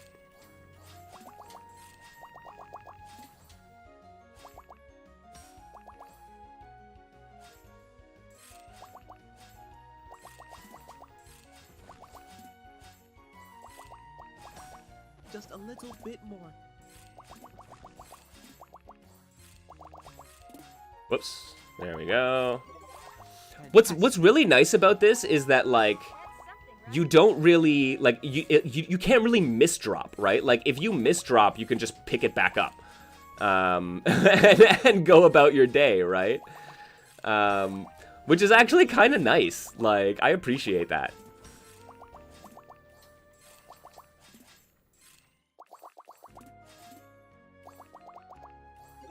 Fantastic. All right, trying to get some purples. I got to get rid of the locked blocks on the right-hand side. And then I can get that done. Prep a red. And a yellow. Right, grab some greens, unlock those. Just a little bit more. And I like how it makes it so that, like, yeah, if something gets into your danger zone, you can't unlock it.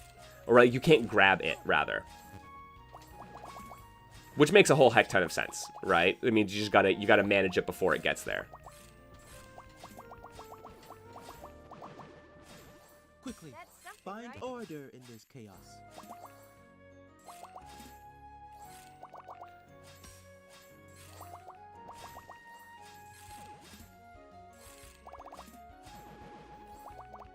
Yeah. Try to clear the garbage ASAP. Absolutely.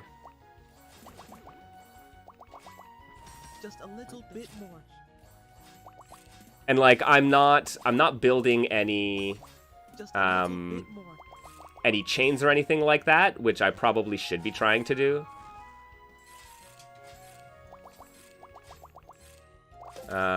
Right, like if I can do yellow. Ah!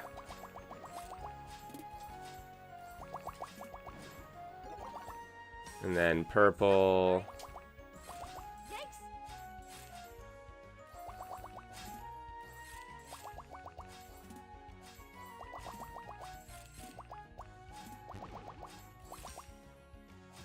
Get that red done.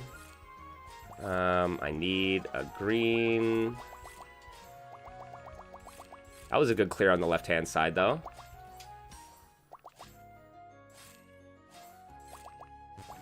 Oh, what a mess you've made. Whoops. Meant to grab both those and grab those. Hey, we got it. Oh, yeah, guy. You're absolutely right, Warthog. I was not even using my specials. I totally, like, that bar is full and flashing. And my brain was like, let me focus on that. Let me focus on the stars. Absolutely. I need to be using that.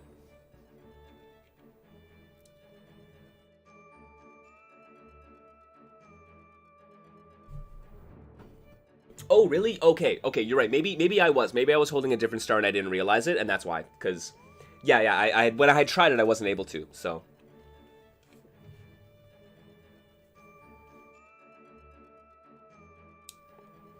Oh, that's good though, man. I was just like, I got the lean forward going. Oh, hang on a sec. I think I neglected to switch my tag on Twitch. Let me, we're not playing Punchimals anymore.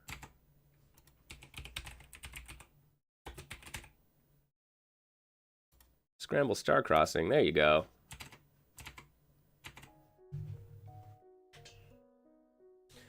Oh, nice, you're noticing UI elements that you hadn't before because of, like, the pressure of puzzling? Yeah, absolutely. Immaculate. This is great, too. Like, a whole story mode. I love, like, this cutesy little, like, art style. And I don't mean cutesy derogatorily. I love cutesy things. Like, it's great. Some, like, lovely voice acting. This is like a good package, man. I am excited to see like the full kit, right? I wonder how many characters there are in total. How dare you? Gizmo? Immaculate.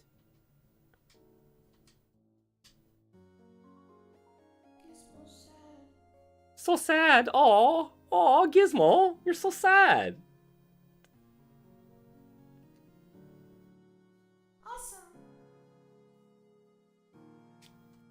Flavor analysis. Just eating. Just some delicious snacks, man. By Jove. Yo, Punchables cross star crossing puzzle game. You aim and punch the stars into position. Right? I want to know. Oh my god. I wonder about crossovers sometimes, right? And like, I would love to see what happens when you cross Tetris with Zelda. What is like dungeon delving with falling block puzzle? Like, how do those two things intersect?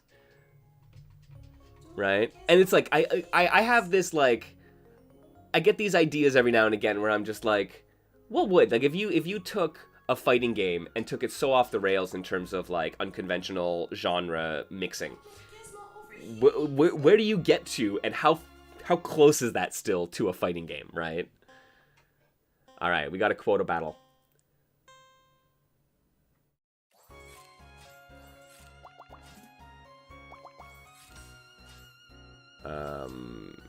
No, let me do that. And I can do that. Okay.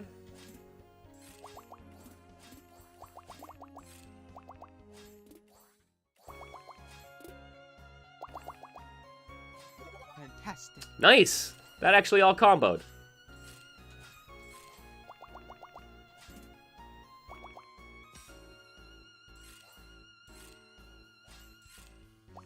Oops, I needed that red.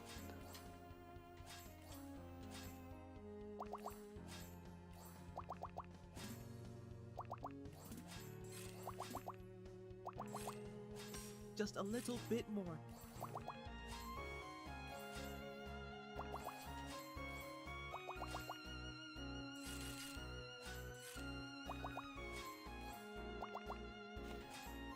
So it's funny, like, you can really play the absolute rapid-fire single,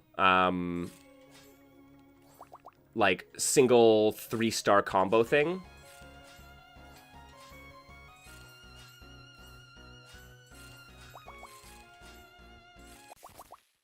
Whew. There we go, we got it. That was close.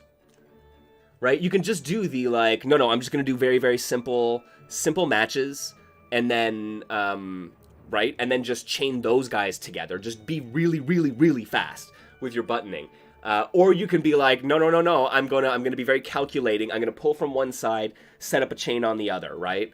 Or like set up chains on both sides, ideally, and be able to set them off in sequence so that you can kind of like build up the rest of them. I don't know. I think that's a really...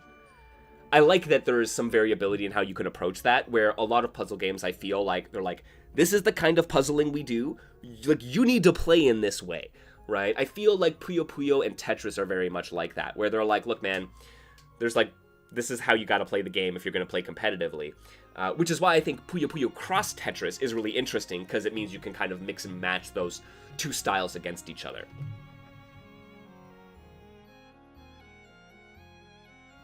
Needs to be red clears to give obviously correct response.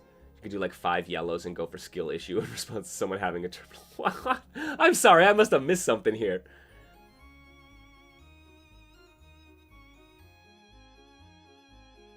Fighting game adjacent game jam would be amazing. Dating sim / visual novel plus puzzle game. The color of blocks you clear determines your response. Oh god. Yeah. Red clears for obviously correct response. Okay, I get it. I get it now. I get it. I get how we got there. Shit. I was like, I need to catch up here, obviously. Yeah, doing that in games like Tetris will only work for so long. I would wager a similar thing would be here. I don't know what the difference is in terms of the reward for consecutive clears that chain versus like drop chains. Oh, I missed my match condition.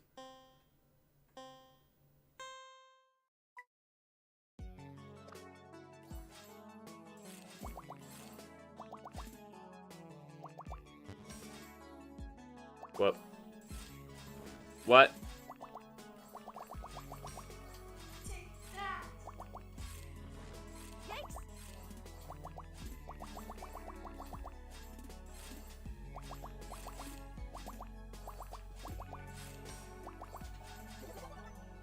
Whoops, there we go. Yeah, I like that you just basically, like...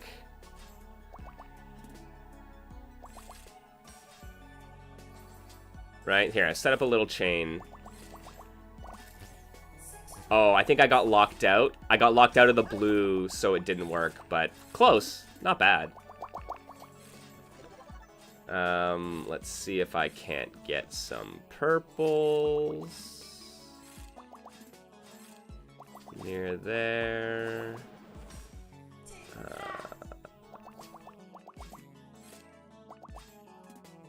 Get some more chains. Thank you very much.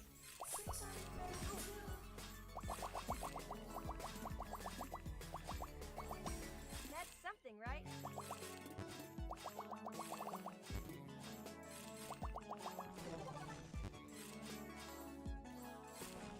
Whoa, hi buddy.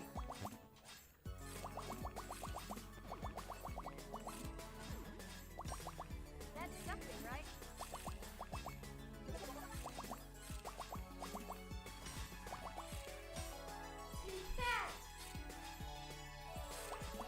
Wow, okay.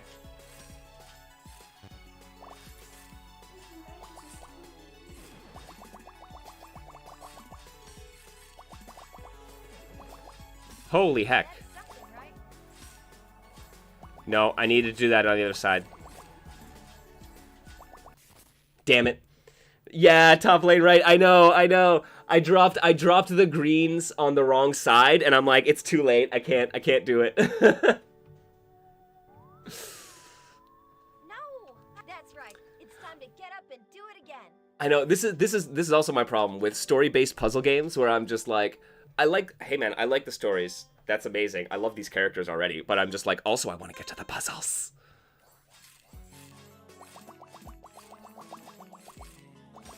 All right.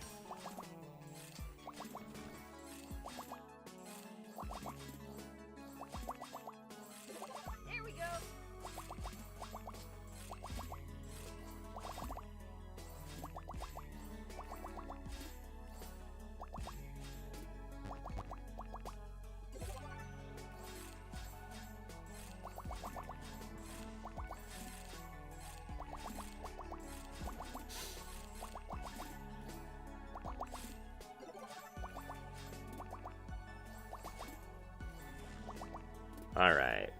Yeah, dealing with analysis paralysis is always a fun time, right?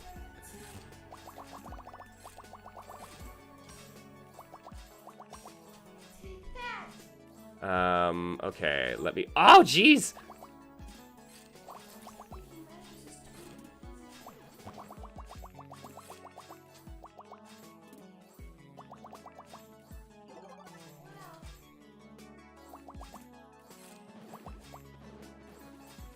That's something, right? Okay. Can I... I'll just do that.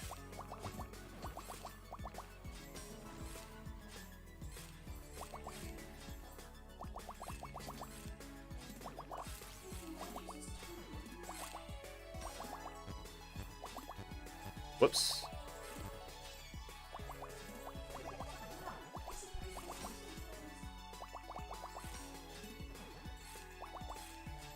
Get blues down there.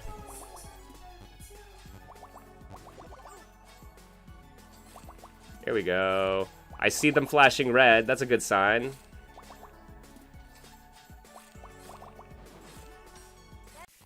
There we go.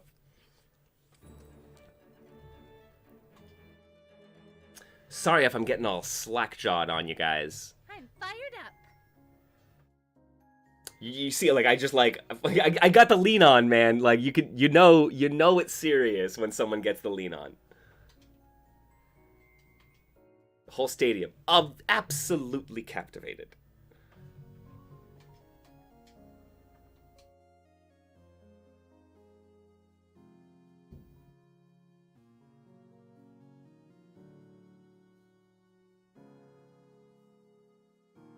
All right.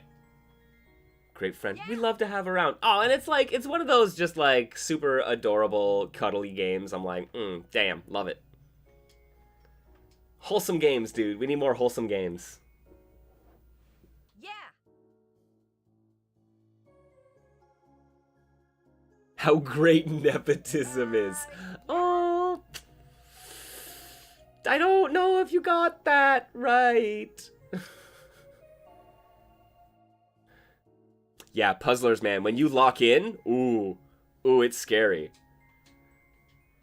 My sister, sister MKL, she is like Tetris. Tetris is one of those games, and maybe like Crash Team Racing, that she just like locks in, and I'm like, you are a scary person right now.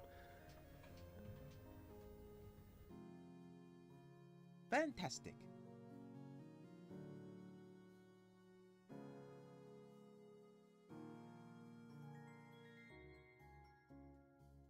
You can do it. You can go against them even with all these eyes. I believe in you. Ice cream always helps make me feel better.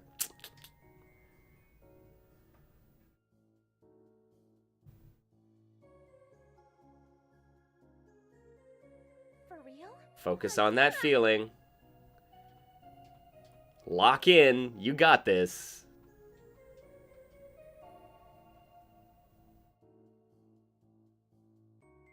That is Katja as the princess, so she used her connections to set up an exhibition match between Alice and the Star Clearer champ for her birthday. It's beautiful. It's what you always wanted. Yeah, she has stage fright. Doing matches to get her in the zone. That's it. You gotta hit flow. And gotta hit that state of flow, man. You got me. You can do it. It's... For those who are of legal drinking age, you might understand the concept of the perfect drunk, right? Where you're like a drink and a half in, 2 hours after the event started, and you're at like peak performance. It's a tightrope that you walk, because as soon as that moment is over, you're not in a great shape to play games usually.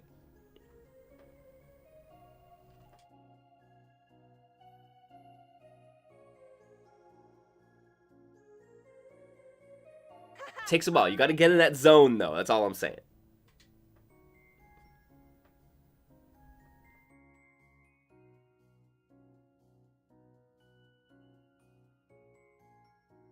For real? Aww.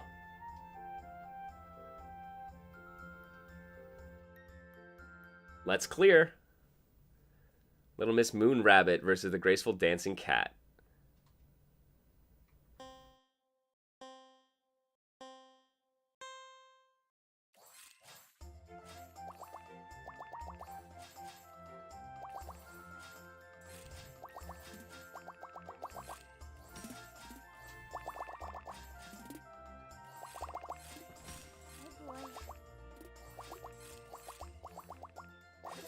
Here we go.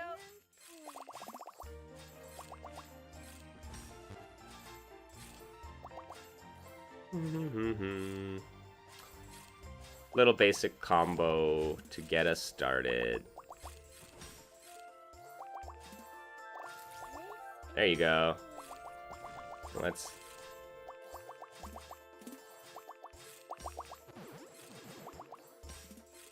Yikes. Oops, gotta grab that guy. Star explosion.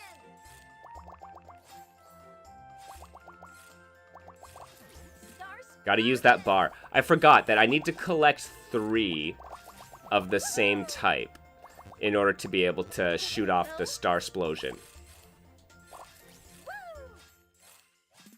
Yikes. Keep your eyes on me this time. Yikes.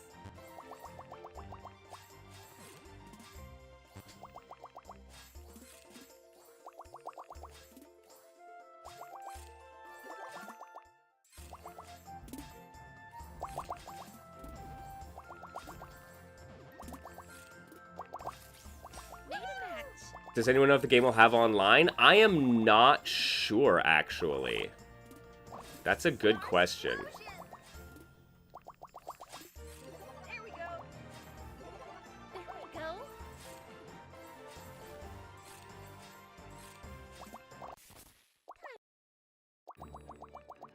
I really hope so. I haven't checked out the Steam page in depth, but I would really hope so, man. I'm totally fine with like the single player campaign and some couch co-op. I am absolutely like, I've talked about how not every game needs to have online, but like this kind of game would definitely benefit from it. Oh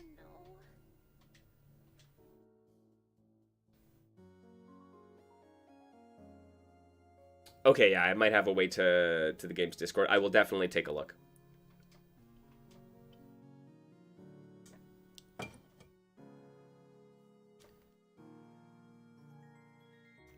What a great match. Are you ready? Let's do it. The crowd's behind you. You got them at your back.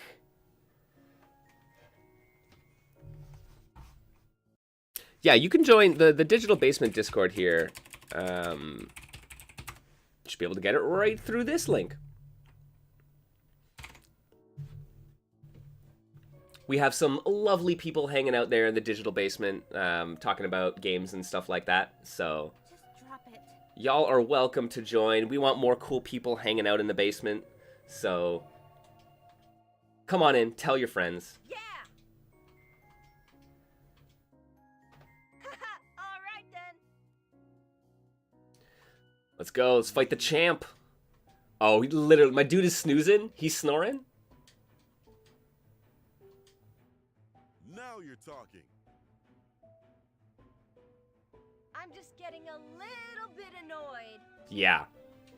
We got you, bud. We got you. The 2-time reigning star clearing champion. The Regis. Great. To the starry night sky. That is a good round start call. Yo, that's up there with the wheels of fate are turning, if you ask me. To the starry night sky.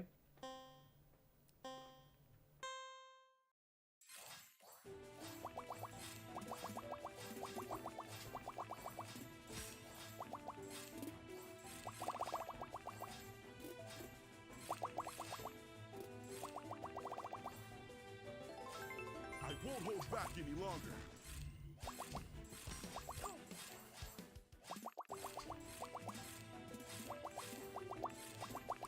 Alrighty. We got this. We got this.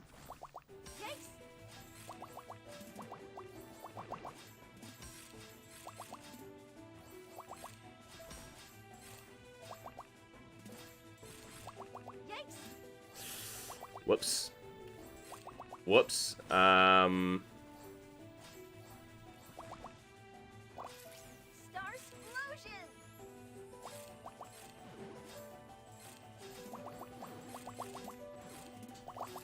Starsplosion!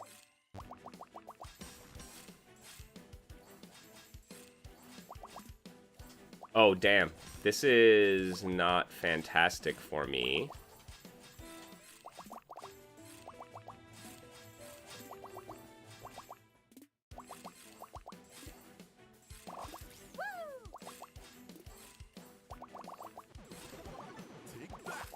Starsplosion!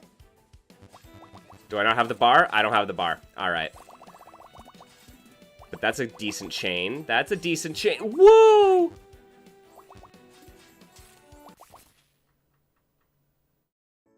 Holy!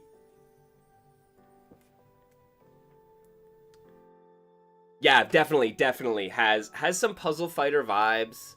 I love the back and forth of like the managing right to left. Like I love that kind of dichotomy, like the positioning you in the center and having it be like that, where you're just like up and down and then right and left. It's just different enough, and it like kind of like makes you rethink your movement across like match 3 boards in different ways. Oh, versus Toho. Yo, Toho would work well in this setting, man. This is I see the connection. There are versus Toho games, I believe. Obviously, there's like the fighting game ones. Yep, and also some Twinkle Star Sprites. Yeah, we've been talking a lot about the like the fighting game adjacent games, and yeah, Twinkle Star Sprites, Rival Mega Gun, what is it? Change Airburst. There's like an old arcade game.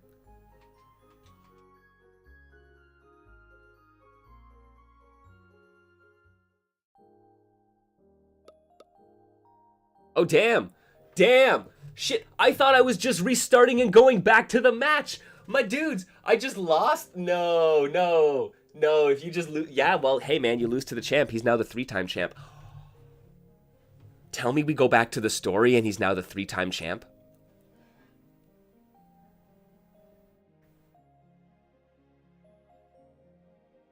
That would be so good. That was what was in there for story mode. There's going to be a 4-player version. I knew there was enough screen real estate to do 4 players with this. Yeah, there's... for the Toho games, there's Hisuten Soku. There's Gensokyu as well. Antinomy of Flowers is another one. There's a bunch of interesting like shooter fighting game mashups in the Toho oeuvre.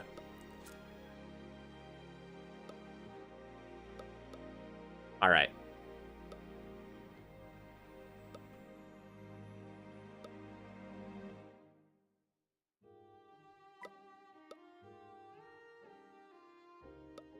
So he's got the horizontal strike. Destroy all the same color stars on the side throne. All right, let's give Chest.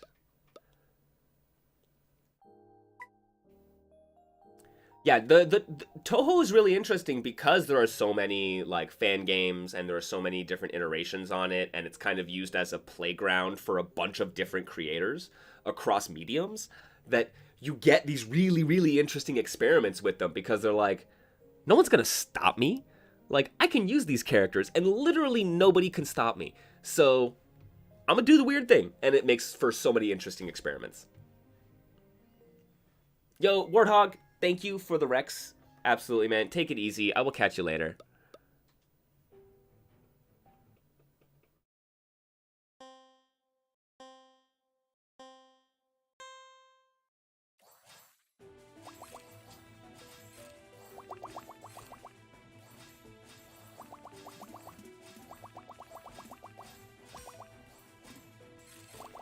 All right. Time for some screen cleaning. Oh man, yeah, that's some slowdown, eh? Okay. And it kind of holds all of your clears. Fantastic. until you get through it. I like it.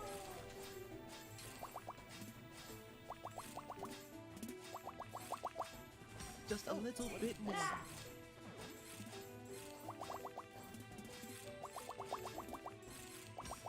Just a little bit more. Let's take it easy for a while. Okay, so that wasn't a super great use of it because I did not have much of anything on the board.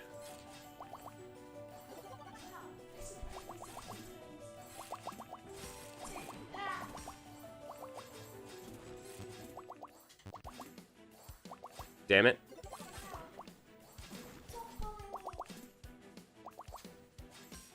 Just a little bit more. Fight the challenge.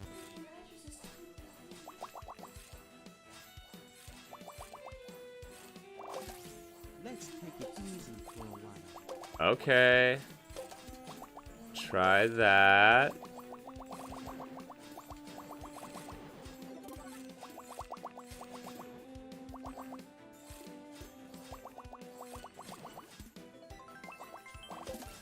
Let's take it easy for a while. Solve for that. We got this.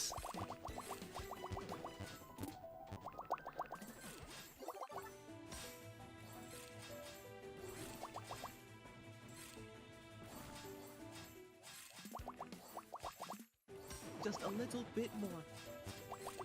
Zun is completely open to fan works. Yeah, absolutely. Zun of Toho fame has like done so much. Oops. Can I please do that? And then that.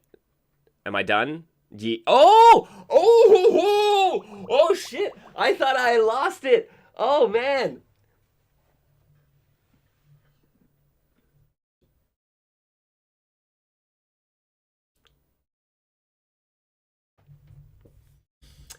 There is an accessibility mode. Yes, yes. So I believe there is a mode that... Oh, yeah, it's... Okay, you know what? It's actually kind of hard to parse, but you'll notice there are symbols associated with all the colors. So light blue is diamond. Purple is square.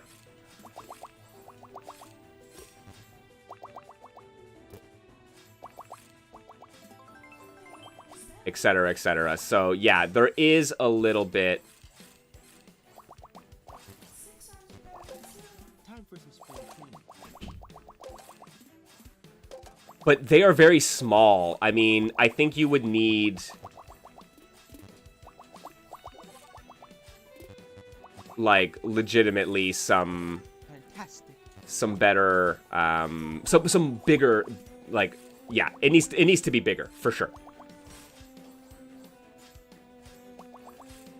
Because at this size, I'm like leaning forward into this thing, and I'm having some hard time discerning the actual shapes. Let's take it easy for a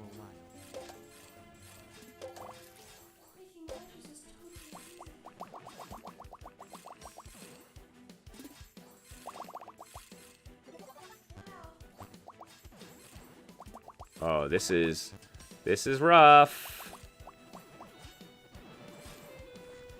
Fight the challenge.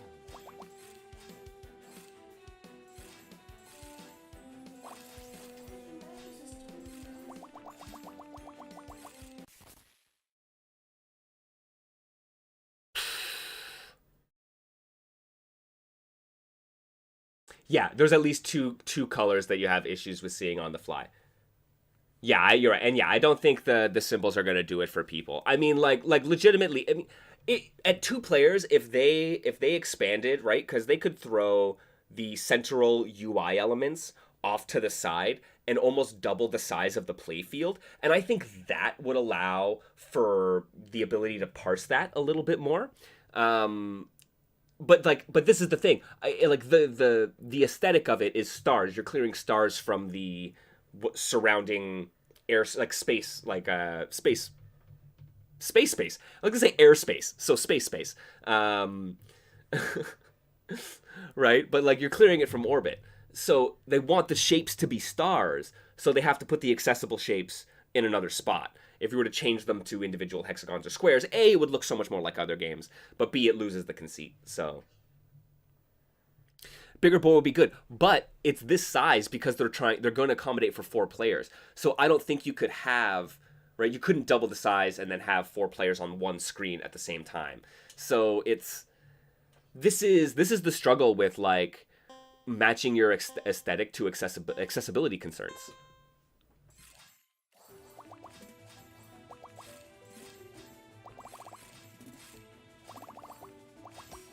Just a little bit more. Time for some spring cleaning.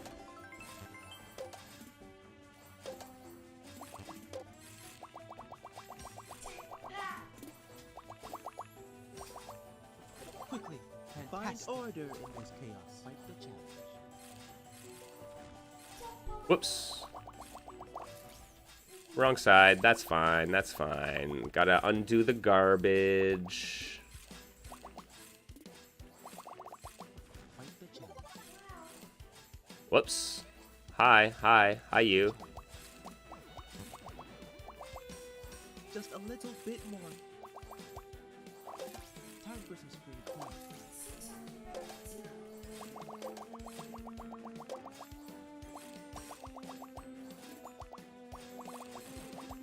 Man, they are not kidding.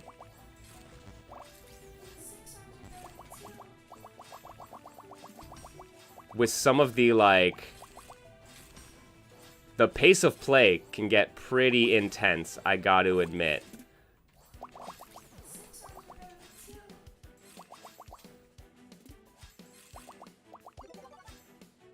Shit, I don't think I can do this. I think I'm done.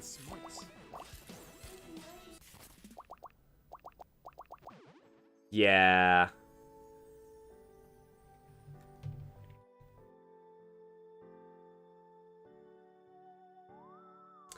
No, yeah. It's core to your design. If you're gonna choose to have a layout like this, right? If you're gonna choose to have that be your visual conceit, like you're signing up for that issue from the get-go, right? So you gotta own that. I mean, all that being said, unfortunately, no game is going to be perfectly accessible. So where you decide to say it's going to be less accessible because we want to achieve these goals, that is just a decision you have to make as a developer, right? And perhaps this is where they landed, because it has a very, very, like, interesting driving aesthetic, and I get the, like, narrative conceit for that, right? For having the stars in the playfield, like, it all lines up really well. That's great. That's fantastic. But yeah, it's tough for this in particular. So, I mean, there are other ways you could do it, right? I think perhaps patterns could work better as opposed to the individual shapes at the center of the stars. A different set of colors, yes, that is absolutely one way to do it. Because, like, the way color blindness works, it could be frustrating, right? And it could be very, very different per individual. So being able to choose that, I think that's an interesting solution. Yeah, allowing people to choose more distinct colors, precisely. Yo, they give you your actions per second. Oh my god. Okay. This is gonna hurt my heart when I start seeing. At least I was a little bit. I had more APM than the AI, but still lost. Still had fewer star clears.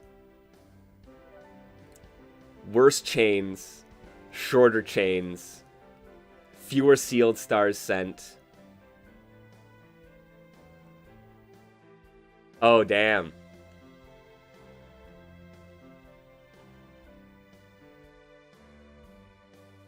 That's interesting. I can't think of a puzzle game that is actually...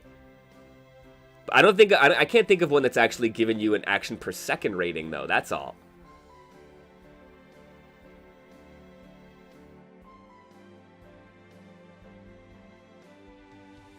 Yeah, GG, right? Yeah. GGXX reload, have the color options. That's always a good way to do it. It's also just a nice, like, customization option that's available for players who want to have fun. But yes, also cursed as hell, because this is the thing. Give people a tool, and eventually they will be used to troll in some way, shape, or form.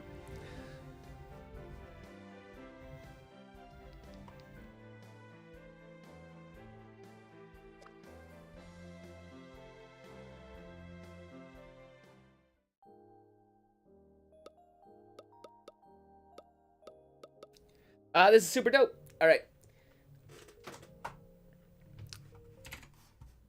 All right, friends. We are not done yet. We are not done yet. We got one more game here coming up on Niche Fighter Monday, friends. We're going to take a look at an arena fighter. Oh, yes, we are. It's happening. Battle Core Robots this is a game that I clocked it a while ago now, and it's just taken me a bit. I've been trying to find a place for arena fighters here in the digital basement, and I haven't quite been able to figure out how best to do it, how best to handle it, what games am I checking out, right? So I figure this is the fighting game adjacent time. I think this is a good opportunity to take a look at some arena fighters. So we're going to have a little bit of battle bots going on in just a minute. Like I said, I'm going to grab a quick drink. I'm going to be back. Everyone, stretch break. Take care of your backs. I don't know about y'all. I'm getting old, and this back is getting worn out. So, you know, make sure your lumbar support is set properly. Grab yourselves a drink. Make sure you're staying hydrated. And we're going to be right back for some more Niche Fighter Monday. I'll see you in just a second.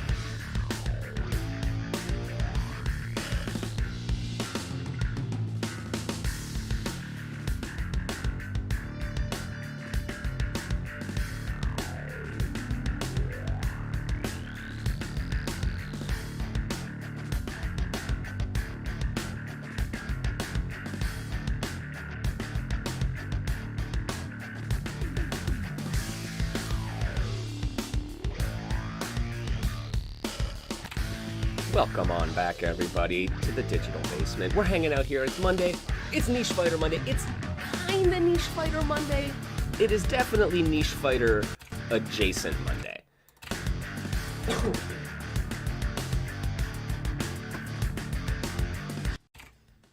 We are gonna check out Battle Core Robots. Man, like I said, we've been doing the fighting game adjacent thing today. We've done kinda sorta 2D fighters, but a weird like analog brawler thing, and then we did a puzzle fighter, and now we're doing the arena fighters, man. The arena fighters do not get enough love in this day and age. I don't know, man. I remember the years and years where we would have, you know, a ton of really interesting 3D arena fighters. And it's like, what happened to them? Where did they go? I don't know when we lost our way, basically, right?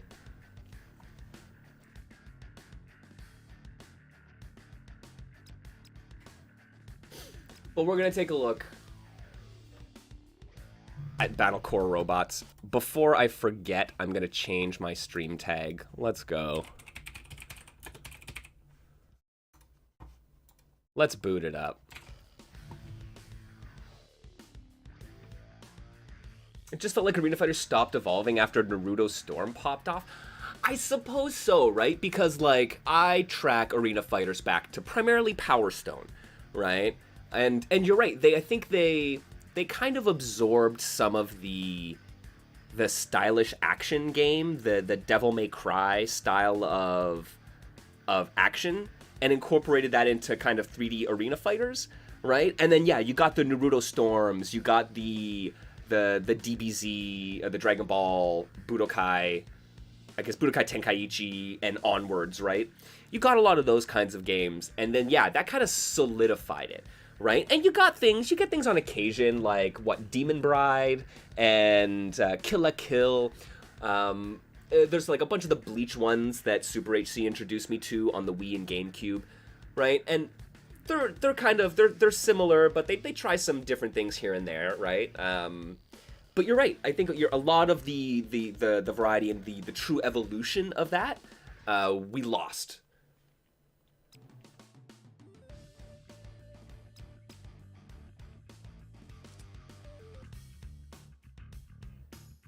Man, again, and like these guys dedicating themselves to story modes, man. I love it. I love to see it. Hi, Irene. Been so long. Looking forward to seeing you. How was your trip?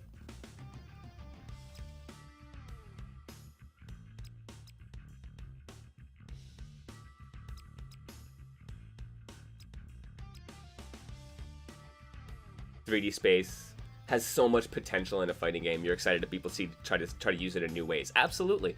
This is. I'm always sad when we get kind of stuck in the very strict mold of fighting games, right? I always appreciate branching out. All right, Irene misses the rural life, but obviously is a like BattleBot pilot.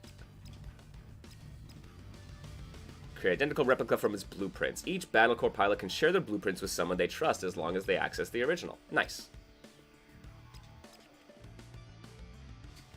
Cool. So we're going to be able to, like... Yes, we're going to be able to do some customization. And, okay, and I think this is... We're talking about fighting game adjacent games. The other side of the coin of games that are not like fighting games, but feel like fighting games, is that some of these games definitely don't feel like fighting games in some ways, which is why they're adjacent and not just fighting games. The customization aspect, I think, is one of the big ones that kind of sets it apart and makes people think, no, not quite a fighting game. But it's a really interesting aspect of it, and arena fighters are one of the spaces, I think, where that really gets explored.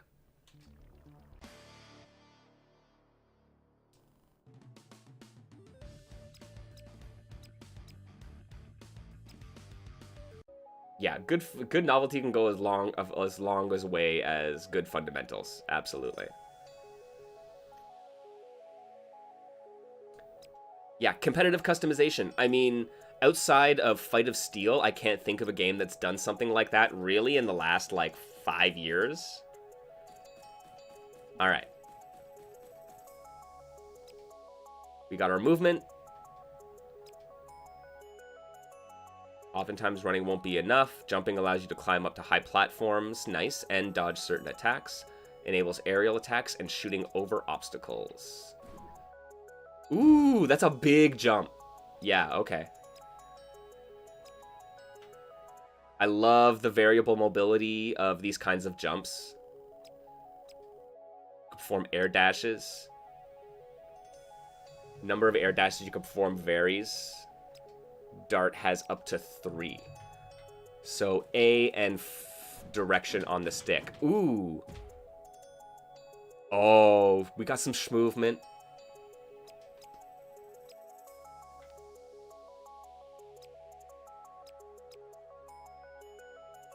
Yeah, just like Custom Robo, right? Okay, and if you hit them hard enough, you'll deplete their shields and knock them down. Main gun with B. Oh, and there's a cooldown. Alright. You may have noticed your gun needs some time to cool down. Each weapon has different cooldown time, cannot be used again until it is expired. Okay, balancing that is going to be essential. Melee attacks deal high damage at close range. Some melee weapons behave differently when used on the ground and in the air. Nice. Custom Robo is not one that I'm very experienced with, man. So I might need some assist on the knowledge side from you fine folks in chat.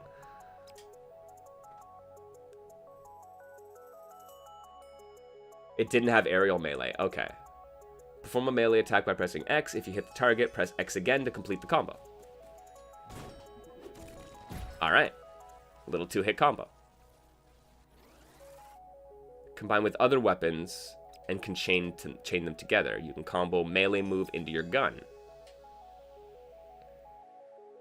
Sweet, sweet, sweet, sweet, sweet. Now come the bombs. Launch a bomb that explodes on impact with the ground, an obstacle, or an opponent, causing an area effect damage. If you tap the bomb button, it'll be fired directly at the opponent. If you hold it down, you can aim the bomb manually. Use bomb with right trigger. If you hold down right trigger, you can aim with the left stick. Ah. Okay.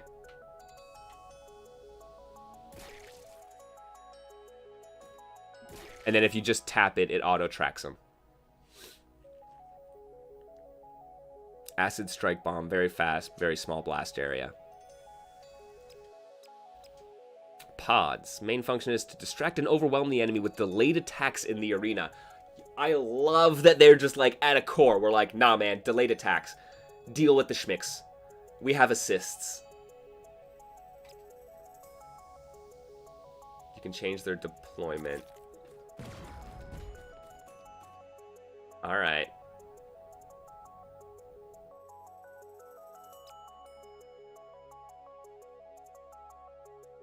Oh, really? These are like matching pod attacks as well? That's really interesting. Y to switch targets. Oh, okay. Oh, that's weird. Oh, man. Sorry, like, I was looking at this and I'm like, why isn't it changing? Like, I'm looking at them and I'm like, why aren't they changing? It's like, so the UI, I would have assumed that the UI would actually be over their head in terms of which one is targeting, but this lets you know who they're targeting, which is also important in 4-player battles, right? Okay.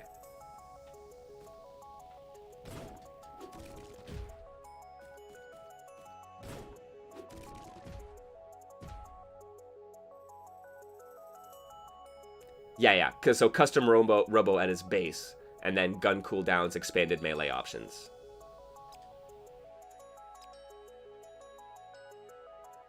Mash to get up. There are shield. When your opponent knocks you down, get up by mashing. Oh, yo, literally. Okay.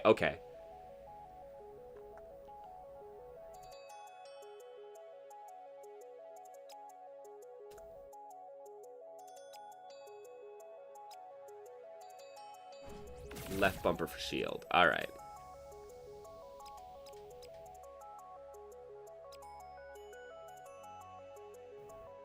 Yeah, and so if you get your shield broken, it takes longer to get up from knockdowns and such. All right. Activate your shield and you can parry.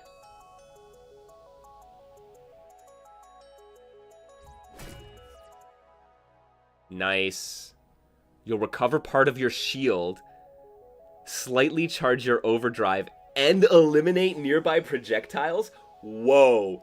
Parry sounds pretty nice. Melee attacks, bullets, and bombs.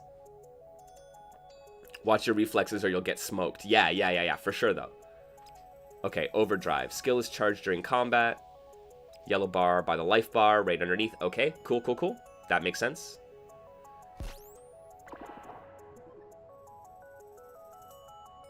Has different overdrives. Dark creates a jelly cube, slowing down anything that enters it. Enemies and projectiles alike. Nice. Nice. That is super cool.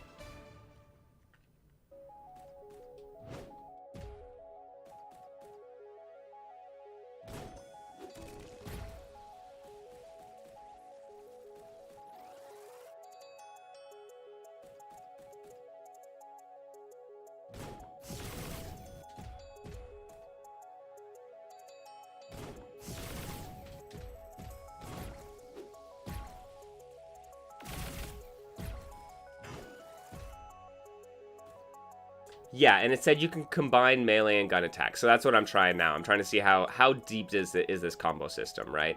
So there only seems to be like one directional, like one attack. Like I don't see any. All my melees seem to be the same, and then they all have the same follow-up.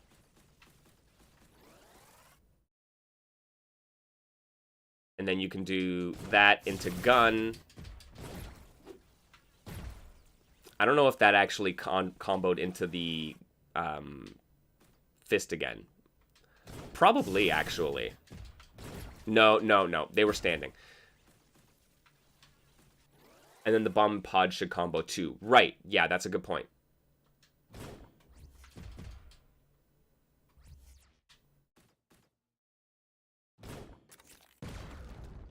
Oh, that's kind of cool. So, melee pod.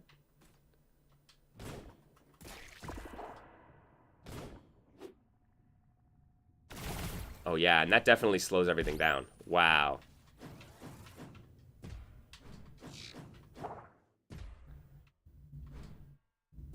Okay, so melee pod. Oh, melee gun pod, maybe.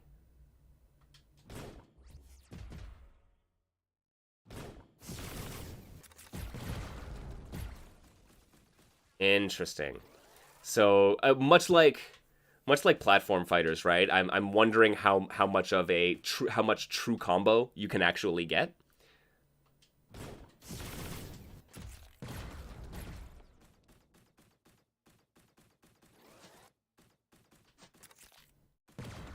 Wow, that moves fast, man.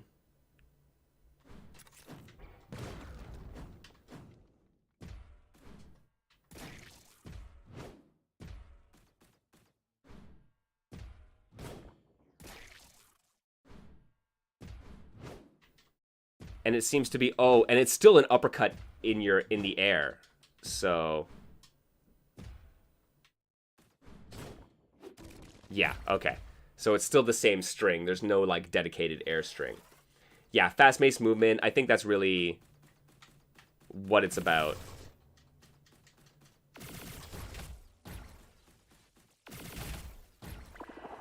Oh, that's super. Whoops.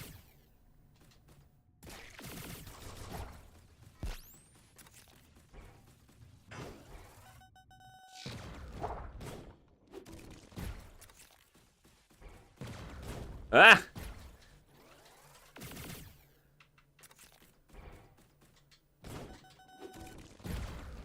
Oh, that's cool. Okay.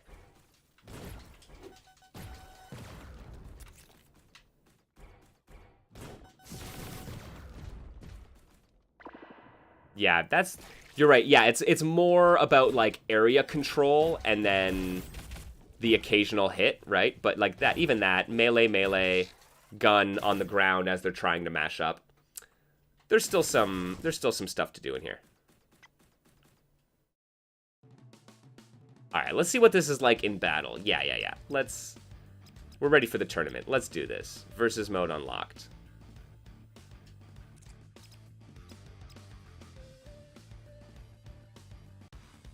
Customize build. So yeah, blaster, acid strike. Melee is bonk. So okay, so yeah, you can set up your different melee attacks as you get them. And then, ooh, chips. So we have various effects. All right.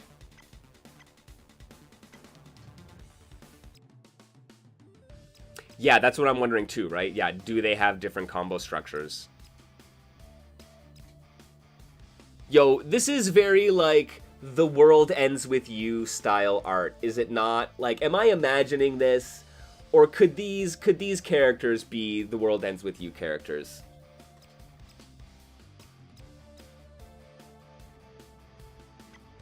The main guy has the same color scheme. Okay, it's not just me.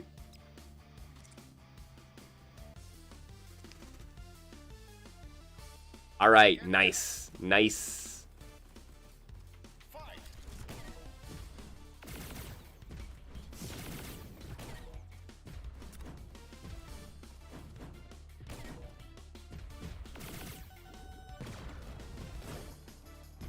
All right.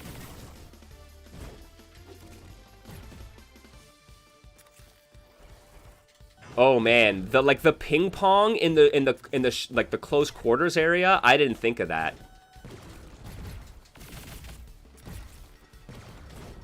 Oh, okay. Maybe with the knockdown, yeah, you can get actual, like, true combos off of it if they haven't been able to mash up, right? I like it.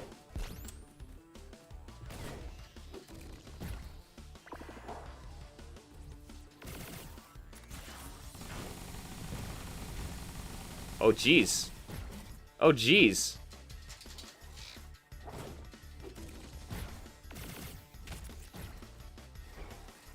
Ooh, you see that? I almost got him with the ping pong. Let me get away here.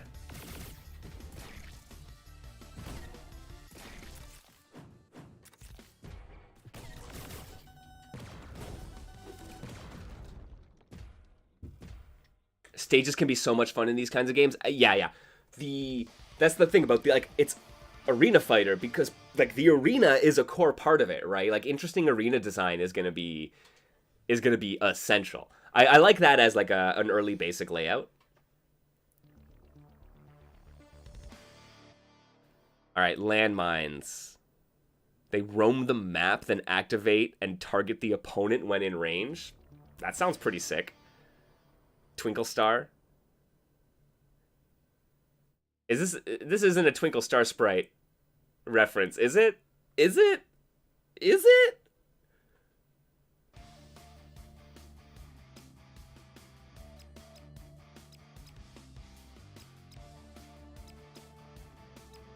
All right, tournament time. Let's go.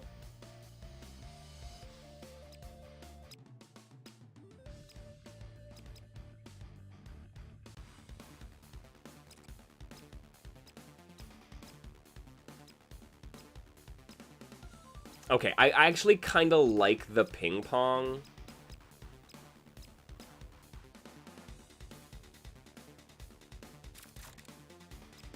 Ooh.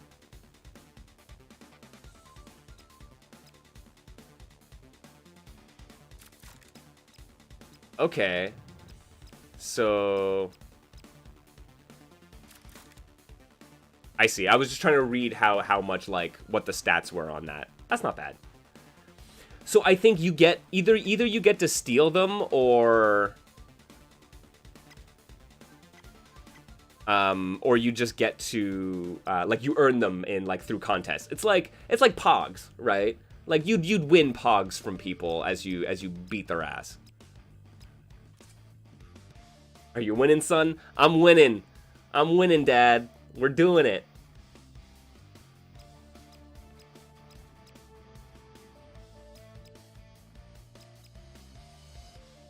Oh no. They've disappeared. Well, I guess I'll just have to step in. Yeah. Fuck. Yes, Mohast. Yes. Yes, I'm so happy you said that. Okay, we're not imagining things, guys. We're not. We're playing The World Fights With You. Or The World Ends With Fighting. Whatever you want. Yes, it absolutely is. Twiyu. Twee. Right? What is it? Twiyu?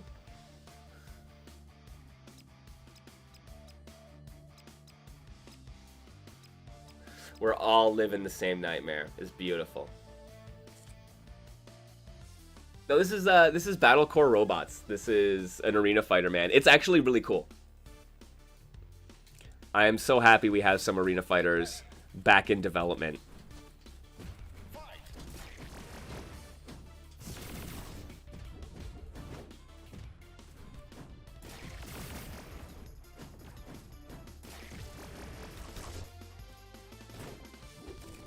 There we go.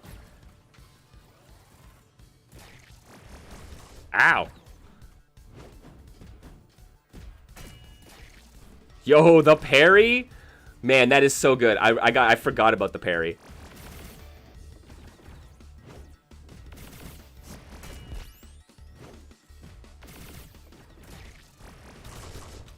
Ooh, okay, I can fix that. Hopefully that's a little better.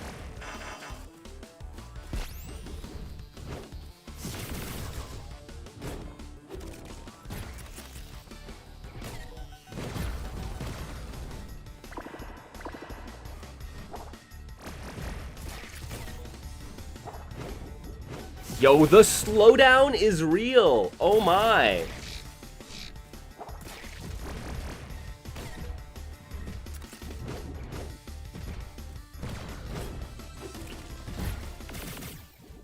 Oh, too far away for the shot.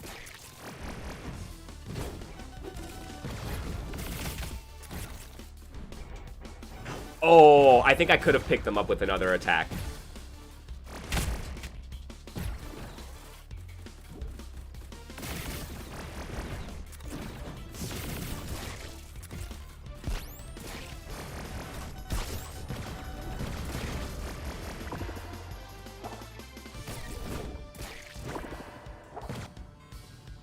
Oh, I'm so slow.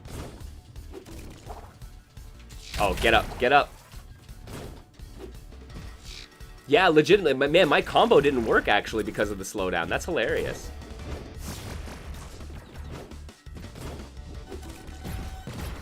Yeah, absolutely.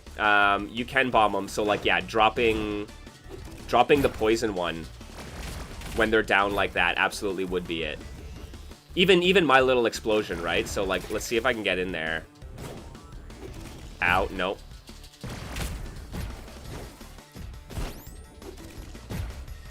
That, and then bomb. Yep.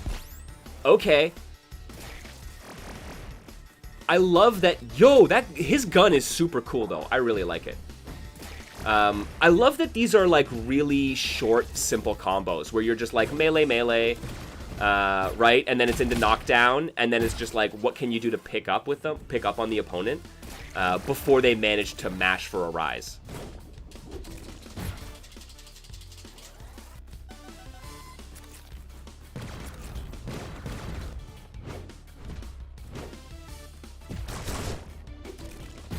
Okay, shot, bullet, there you go. That was a nice little combo for the finisher. Yeah, right. It's like custom robo, as Super HC was pointing out. Is probably the closest point in comparison. And yeah, so yeah, it's all about like spacing and capitalizing on the knockdowns, which you're right is a really interesting dynamic. It's honestly one that like that's an aspect of it that doesn't get explored enough. Like, positioning is really important in fighting games, but I don't know, stage control, especially in 2D fighters, stage control tends to be fairly limited. So seeing it in platform fighters and 3D fighters is way more interesting, and like arena fighters are a good extension of that. Fires a burst of 6 projectiles that actually link together and stun the opponent. Yeah, that's super dope, man.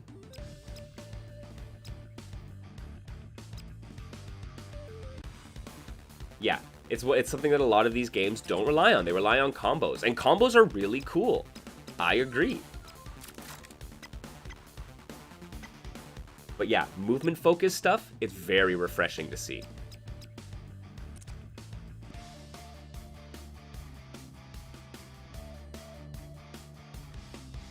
Ooh, very nice tip, Super HC. So yeah, use the momentum from your runs in order to get an interesting spread on your bullets and take cover. Perhaps close a gap so you can shoot and you'll be closer to follow up with a melee attack. Because managing your spacing and then managing your recovery, because all of your attacks have cooldowns, managing that cooldown is going to be super important, right? So how do you play with one of those to, you know, make the other one more readily available? That's kind of the question. It's a really interesting avenue to explore combos, right? And routing. Get ready. Fight.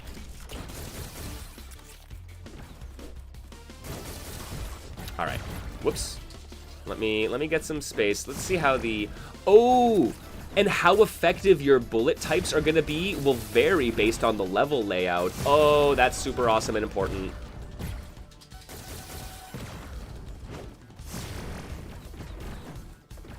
Reminds you of Super DBZ a bit? Yeah.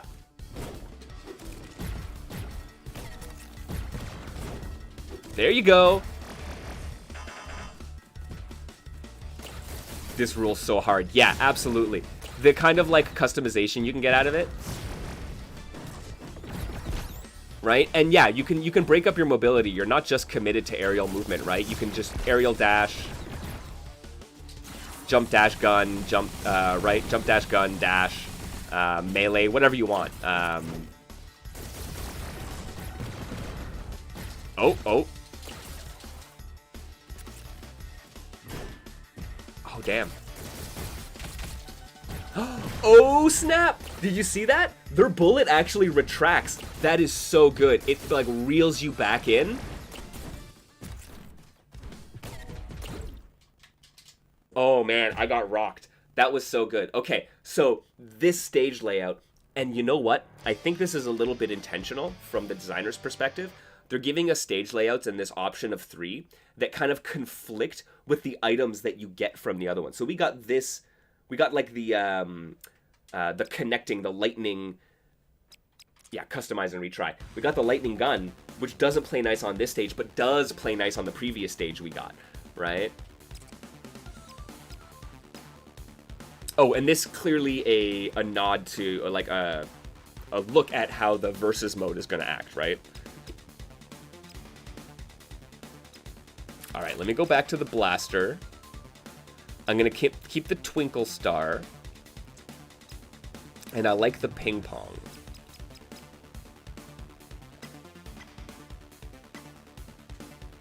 This is super dope, man. All 3 of the games today I have been pleasantly surprised with.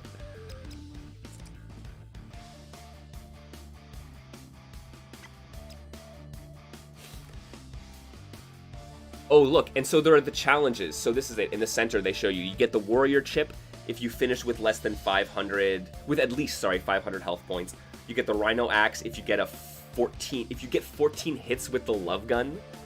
And the koi shower, avoid being hit by the koi shower bomb. Yes, PJ, you're absolutely right. The amount of time since Nintendo has made a custom robo game is absolutely criminal, and so I'm thankful that someone else is deciding to pick up the torch. Yeah, absolutely. I got to use my pods and bombs a little more. I don't know how fast the recovery is on those. It's probably comparable to the gun and everything.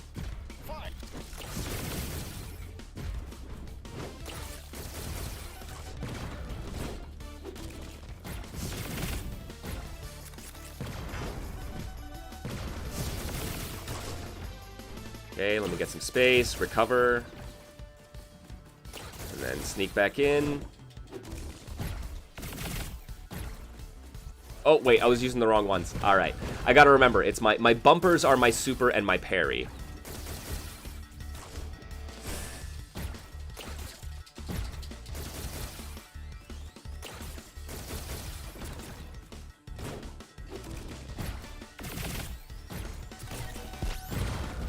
Oh, that's a good follow-up. All right, but I got disrupted by their bomb. Oh, no! No signal. We're no signal MKL.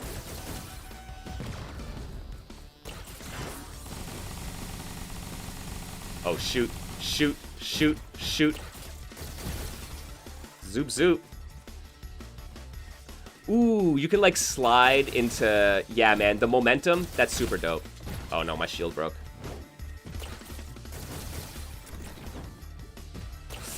Ooh, and I've got a bomb on me, don't I?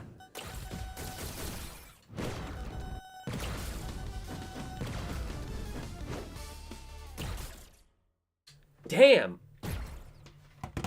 They're really hitting me good here. All right, give me 1 second. I'm going to replace my battery.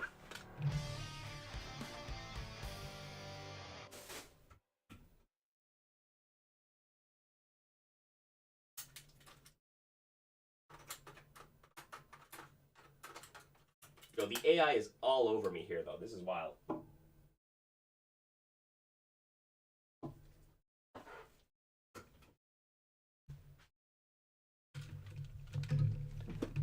There we go. We're back.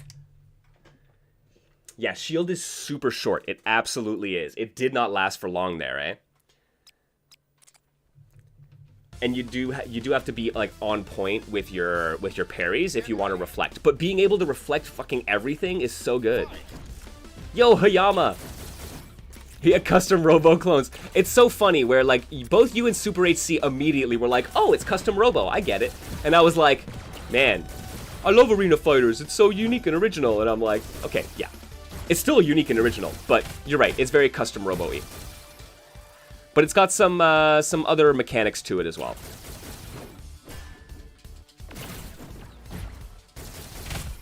Oh man, this is not going well for me. All right, let's drop the pod.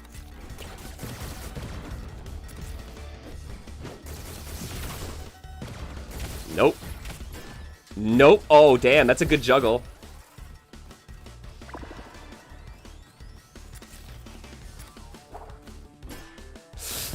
Are you serious? Are you serious? Even with the slowdown from my super, you're still hitting me like that? There you go. Got you again. Let me hit you with the ping pong and then the bomb. All right. I could probably do ping pong bomb and then gunshot again. Ooh, good question. Yeah, can you like tap it and like reblock to get a parry?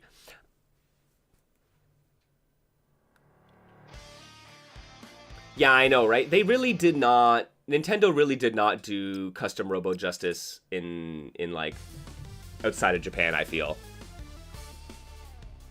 Yeah.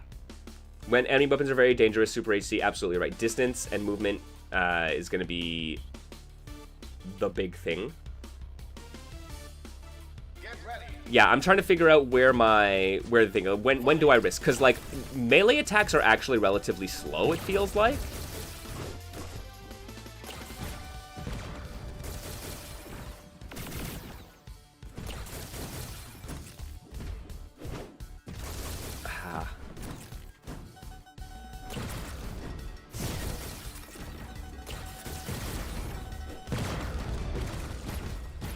Oh no, the block in the way.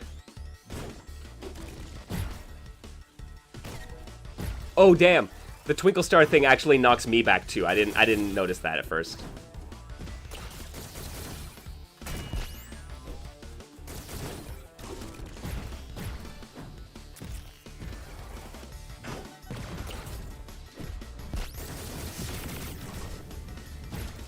Get up, get up.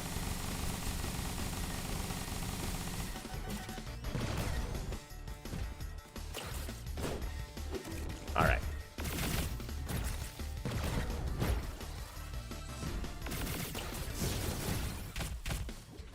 Oh, does the N64 one have a fan translation now? That's actually super sick.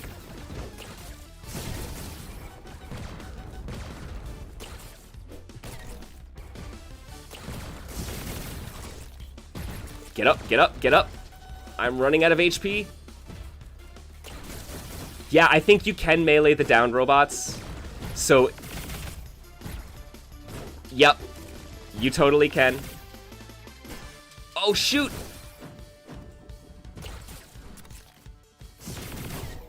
Whoo.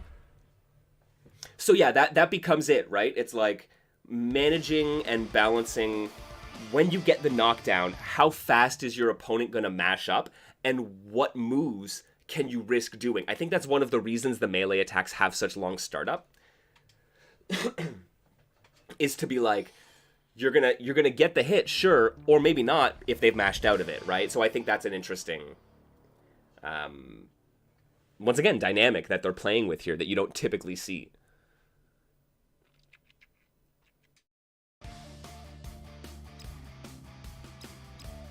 One point closer to the podium.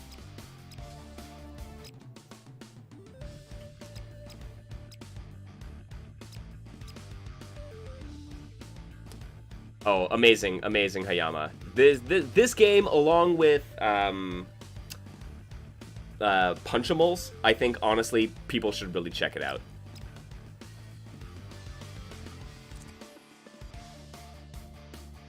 Alright, let's do this. Ooh, so this stage layout might be a little more amenable to, like, the chaining lightning gun.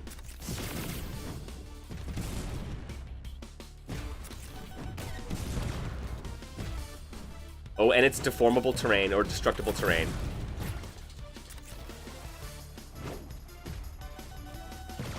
Ow!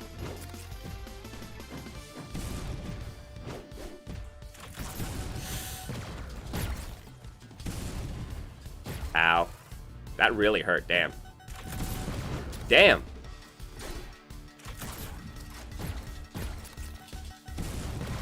Alright. Very clearly, this is not working out to my advantage.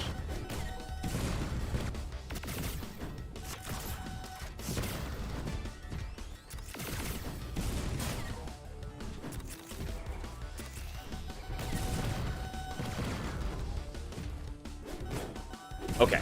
Got the hit. Oh, right. So I shouldn't do... I should wait. I need to use this, Oh my god, no. Please, no. Please, no.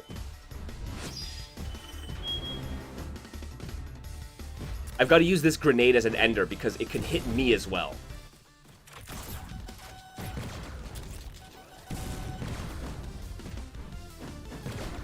Ow. Yo, yeah. I was trying to just stay close to him to hopefully recover and like go through my melee cooldown. It will last way too long to do that. You will just get bodied. The robot designs are really fun. I really liked that that like special attack from the boss too there. That was super cool. All right, and we also have Sharky, which has higher attack, lower defense, and less aerial mobility, but better shield. Ooh. No, I'm sticking with Dart. I'm sticking with Dart. Let me go Dart, the Tesla Sheen Gun.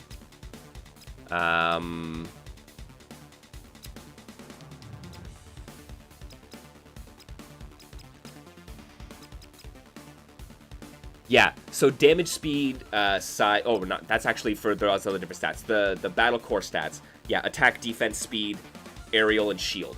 Right? So yeah, you noted how like short the shield was. I think that's a reflection of this character archetype. Which makes sense, right? You have like triple dashes in the air.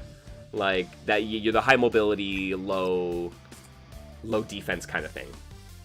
Or at least one of your defensive stats is low. Get ready. Fight.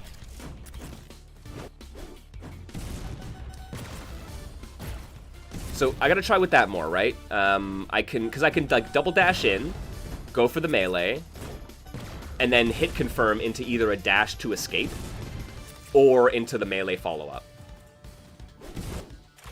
Oh.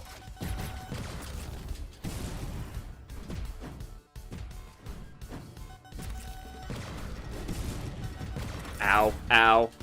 God, those homing bombs really suck, my dude.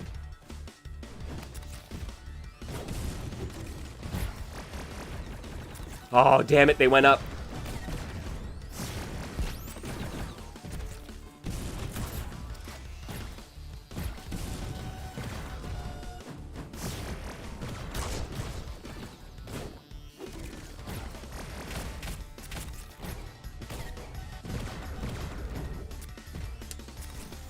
Oh no, no worries, Yama. Sorry if you'd asked that, I must have just missed it. Yeah, it's just the demo. It's available on Steam right now.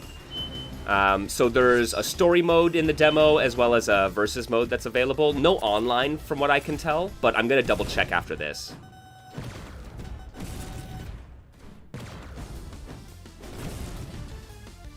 Oh damn, I missed my follow-up.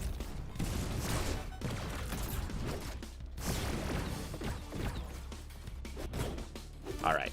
Shot. Pod. Ah, not close enough for the melee, but that's fine. Get me out, get me out. Right? I really hope that's a core we can get. Please tell me yes. Oh, damn it. I'm down. I'm down.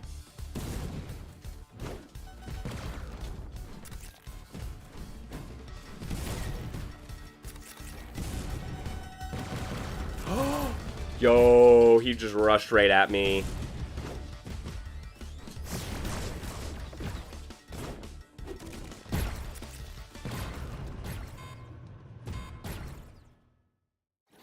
I got hit by a stray.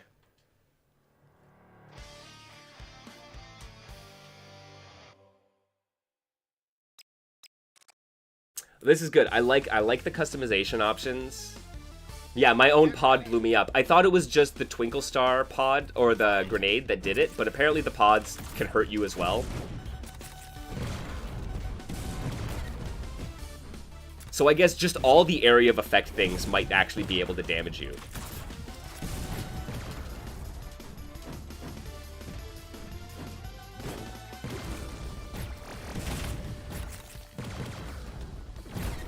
Good. Okay, I take that. I take that. That was an okay little combo. Ooh, I got the interrupt. That sucks from the delayed bomb. They mentioned the delayed timing of things is kind of essential to all the pods, right?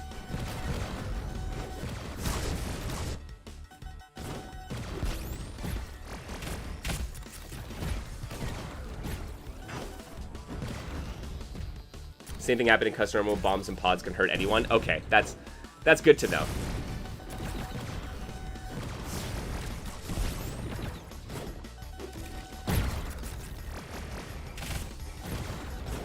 There we go. Oh no.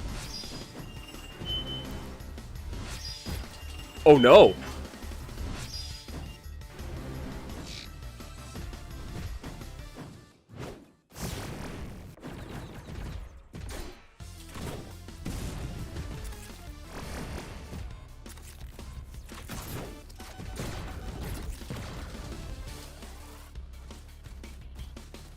Come over here, man.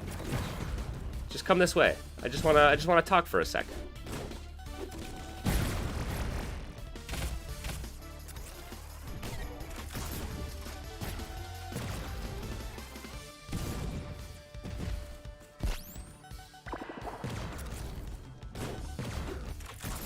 Oh no.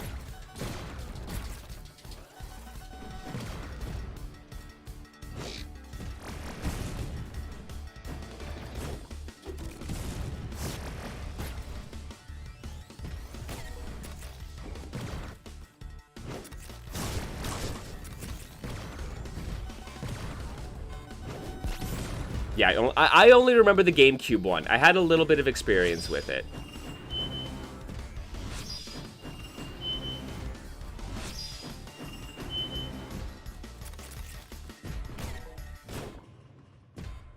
I got him.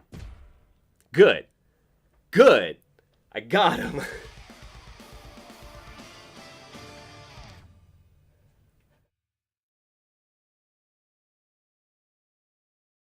Yeah, the same anime that didn't bring Sin and Punishment, an absolute crime. Like, I cannot believe it took until the Wii Virtual Console for us to get access to that.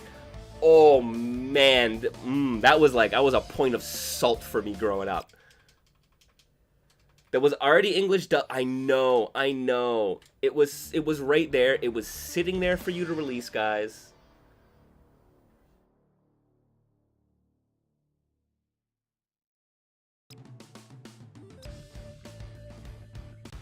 All right, let's try out this new shotgun. Exactly.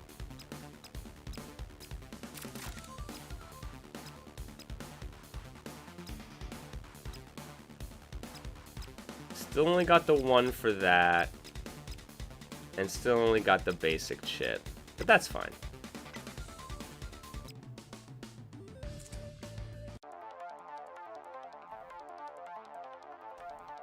Yeah, absolutely. I was a Nintendo kid growing up through and through. So I have had every Nintendo console except for the Virtual Boy.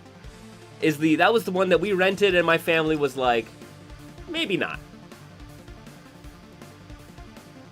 For N64, I mean like the North American classics, so like Smash Brothers, Mario Kart, GoldenEye was a classic. But I was a fan. Honestly, the Mario Golf games, the Mario sports games, Mario Golf, Mario Tennis, so good. I enjoyed myself some Quest 64, despite that game not being necessarily... There's some love for Quest 64, but it's a problem. It has some problems.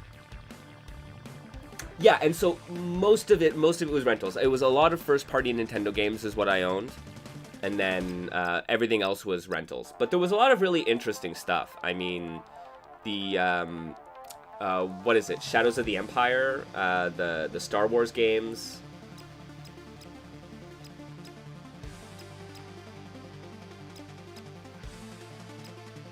Let's go, Beatrice! Paper Mario was a fantastic game, absolutely. Jet Force Gemini? Oh man, I'm sorry. Can we just take a moment to appreciate Jet Force Gemini in all of its absolute glory? That game was so good.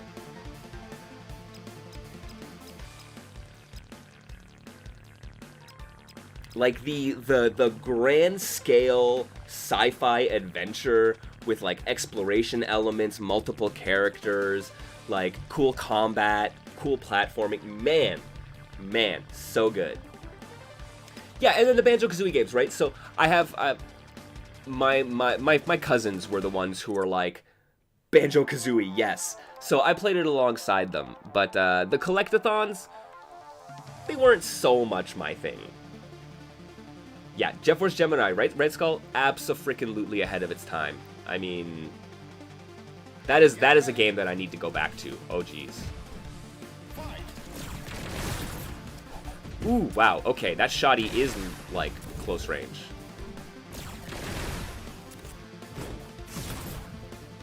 And it knocks him back. Oh!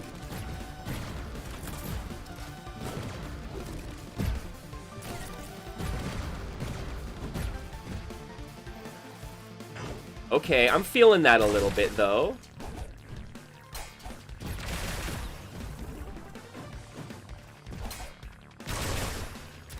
Yeah, rented N64 games, pirated PS1 games. I mean, fair. Yeah, it seems like good, right? Because you can do that into... Whoops. I meant to go into shotgun. And then rush up for another melee pod. And then if I can avoid getting hit by my own pod... I might need a better pod. I think that might actually be the answer. Like, loadout is going to be so essential. That's going to be such an interesting way to, like, explore combo expression. Oh, damn. Damn!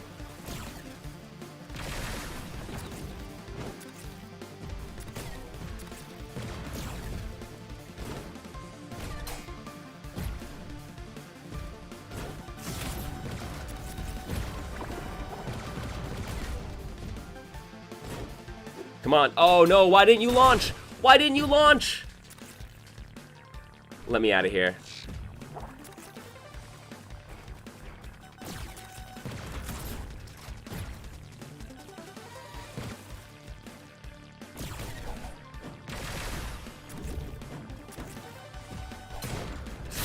Ooh, no, not good. Not good.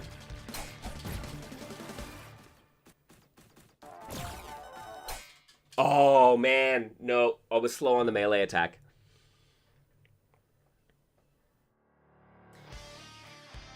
Yeah, no, absolutely. I was just thinking that maybe it's best with the poison. I don't know if the poison bomb actually poisons me as well. I did not. And I have landmines instead of the ping pong. Let me try that. Let me try landmines. And let me try the acid strike.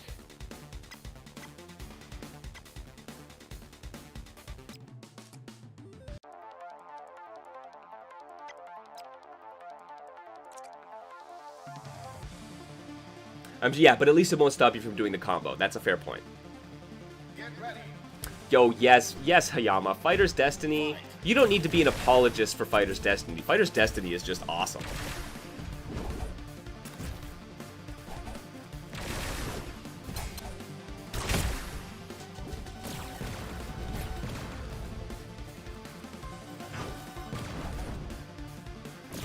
Ouch. Oh, I dashed right into that. Come on, come here, come here. Whatever that, like, slash strike is for him is so fast, it just beats out my normals. So I need to approach this a little differently.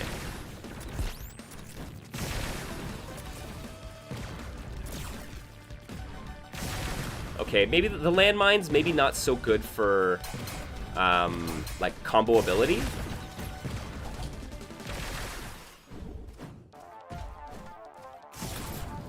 Yeah, oh, does the shotgun knock them down if they're standing? I think it knocks them back, but he was jumping there. Oh, it didn't seem to, but it also, oh my god.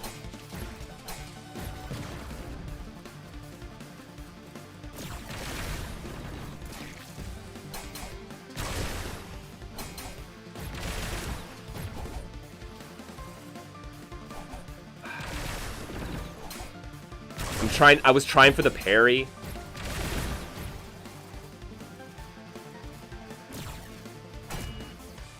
There you go.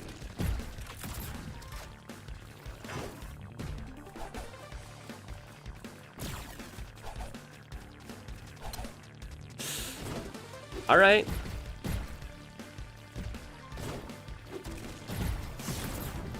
Ooh, no, not enough for the shotgun at the very end there, but...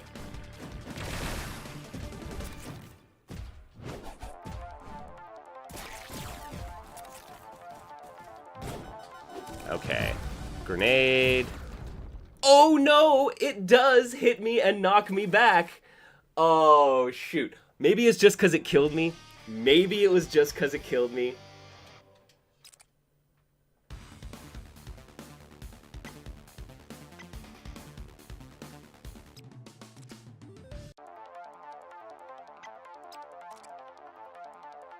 Yeah, I think it was the kill that was knocked back, but still, damn, that sucks.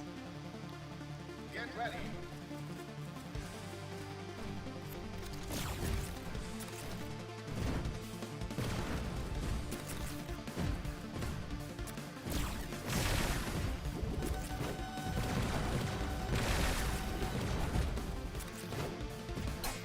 Nope. I see why this person's the champ, though.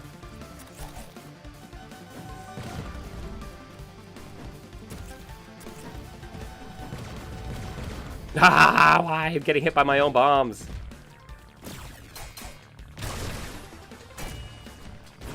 There you go. Get the parry.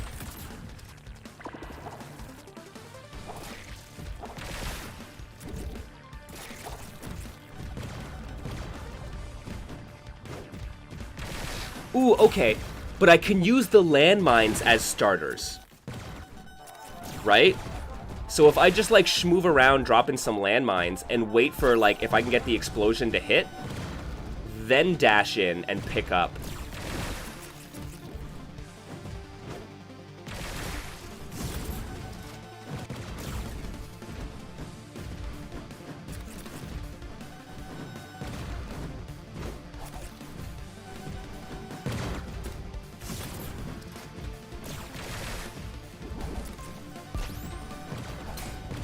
Ooh, too close for it.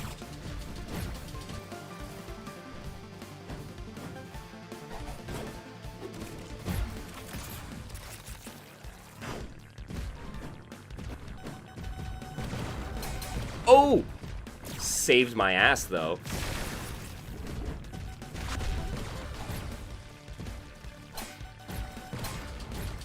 Now!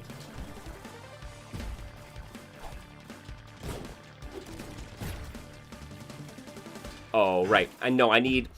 The shotgun takes so much time to recover that, yeah, I need melee, shoddy, infer, melee, bomb, and then I can lay out some pods. Alright, we're getting a couple ideas here.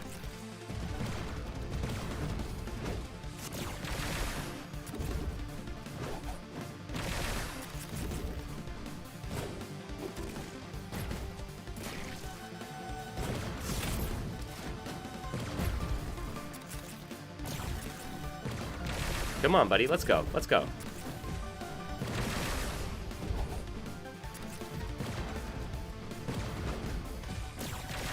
Ooh, that electricity, man. That Thunderstrike, it's good.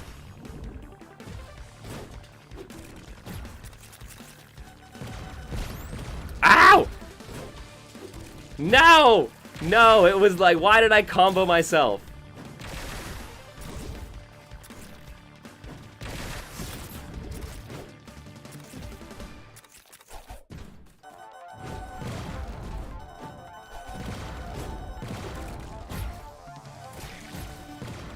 Yeah, I gotta stop running into that. Oh, I'm done. I'm done. I'm not gonna recover from this. Oh shit, the knockdown on that is so crazy. I love it. I love it, man. Yeah, if that is it. So I really like, actually, I'm a fan of how kind of, I mean, I will admit how limited some of the combo stuff is, just because so much of the rest of the game is very, I don't know, malleable in a lot of ways. Like, it's very variable in a lot of ways.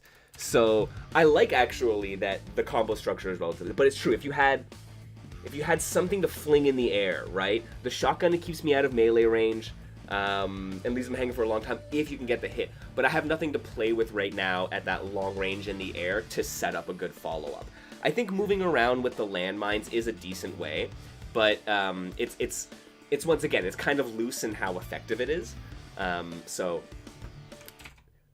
But this is what is amazing about these kinds of games, and I'm so glad that arena fighters are exploring this kind of customization a little bit more. I was really stoked when Fight of Steel decided to do that, the digital crafter game from the Fight of Animals and Fight of Gods developers. It was really cool. It was a really nice idea. Same thing with the, whatever they called them in, the variants or the alternate like movesets that you got in Smash, right?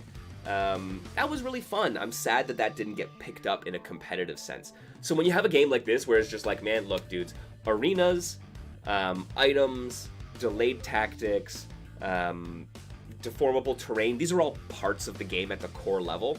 You don't get to say, I'm turning off variations or whatever, right? Like, it's just, it is what it is.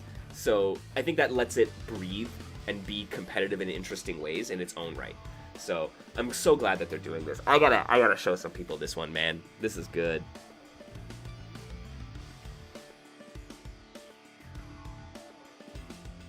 Voot, man, virtual on? Yeah, okay. Virtual on is absolutely. We were talking a little bit how arena fighters, there may have been a lack of evolution with them as time went on, and partly because they hit their stride with the anime arena fighter, the Naruto Shippudens, the Dragon Ball Budokais and stuff like that, right?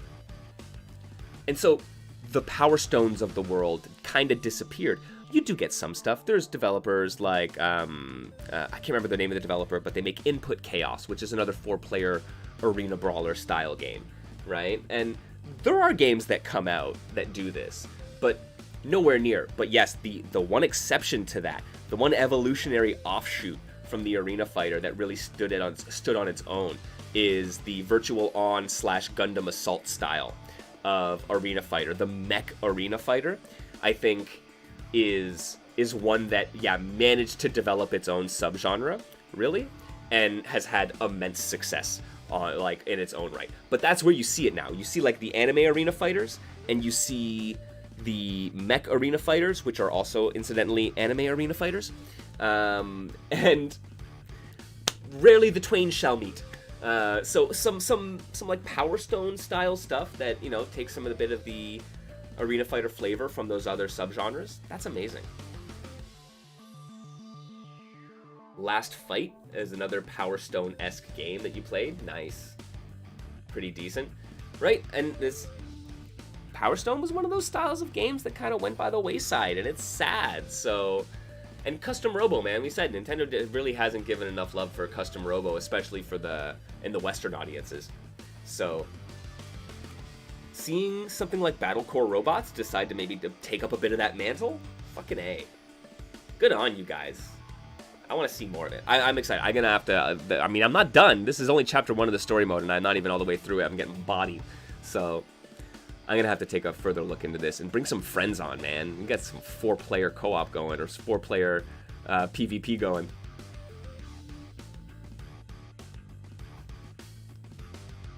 Well, friends, I think this is gonna be a good time to call it, though.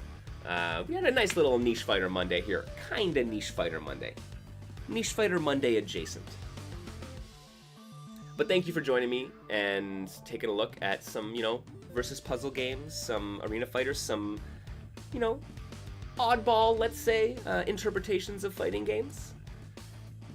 Hayama, it's always a pleasure, man. Thank you for swinging by. I hope you have a good week, too. I think Hayama, usually Bertman there, does streams every Friday, if I'm not mistaken, over on their channel. Highly recommend you go check them out. They're a fun group of people. They do really cool stuff. Yes, and we need to find a day for not only some Merfight, but for some Sailor Moon S. I think we need to set that up, absolutely.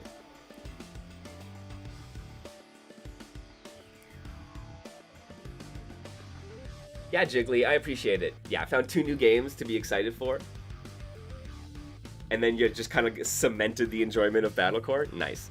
Hey, that's what we're here for, man. We're here to explore the cool, the interesting, the stuff that might get overlooked. So I'm always happy I can bring something new and interesting to people. Thank you, folks, for hanging out and joining me on this little adventure. I think, yeah, like I said, we're gonna call it for now. It is Monday. I hope y'all have a fantastic week. I will be back on Thursday with some Kingdom Hearts, and then Friday we're gonna throw open the doors to the digital basement and play some fighting games. And hopefully I'll see you there, and you can challenge me in your favorite fighter. And we'll have some fun. We'll hang out in the basement as always. Stay safe out there, friends. Drop me the follow if you got it, if you haven't already. And yeah, I'll see you next time. Cheers.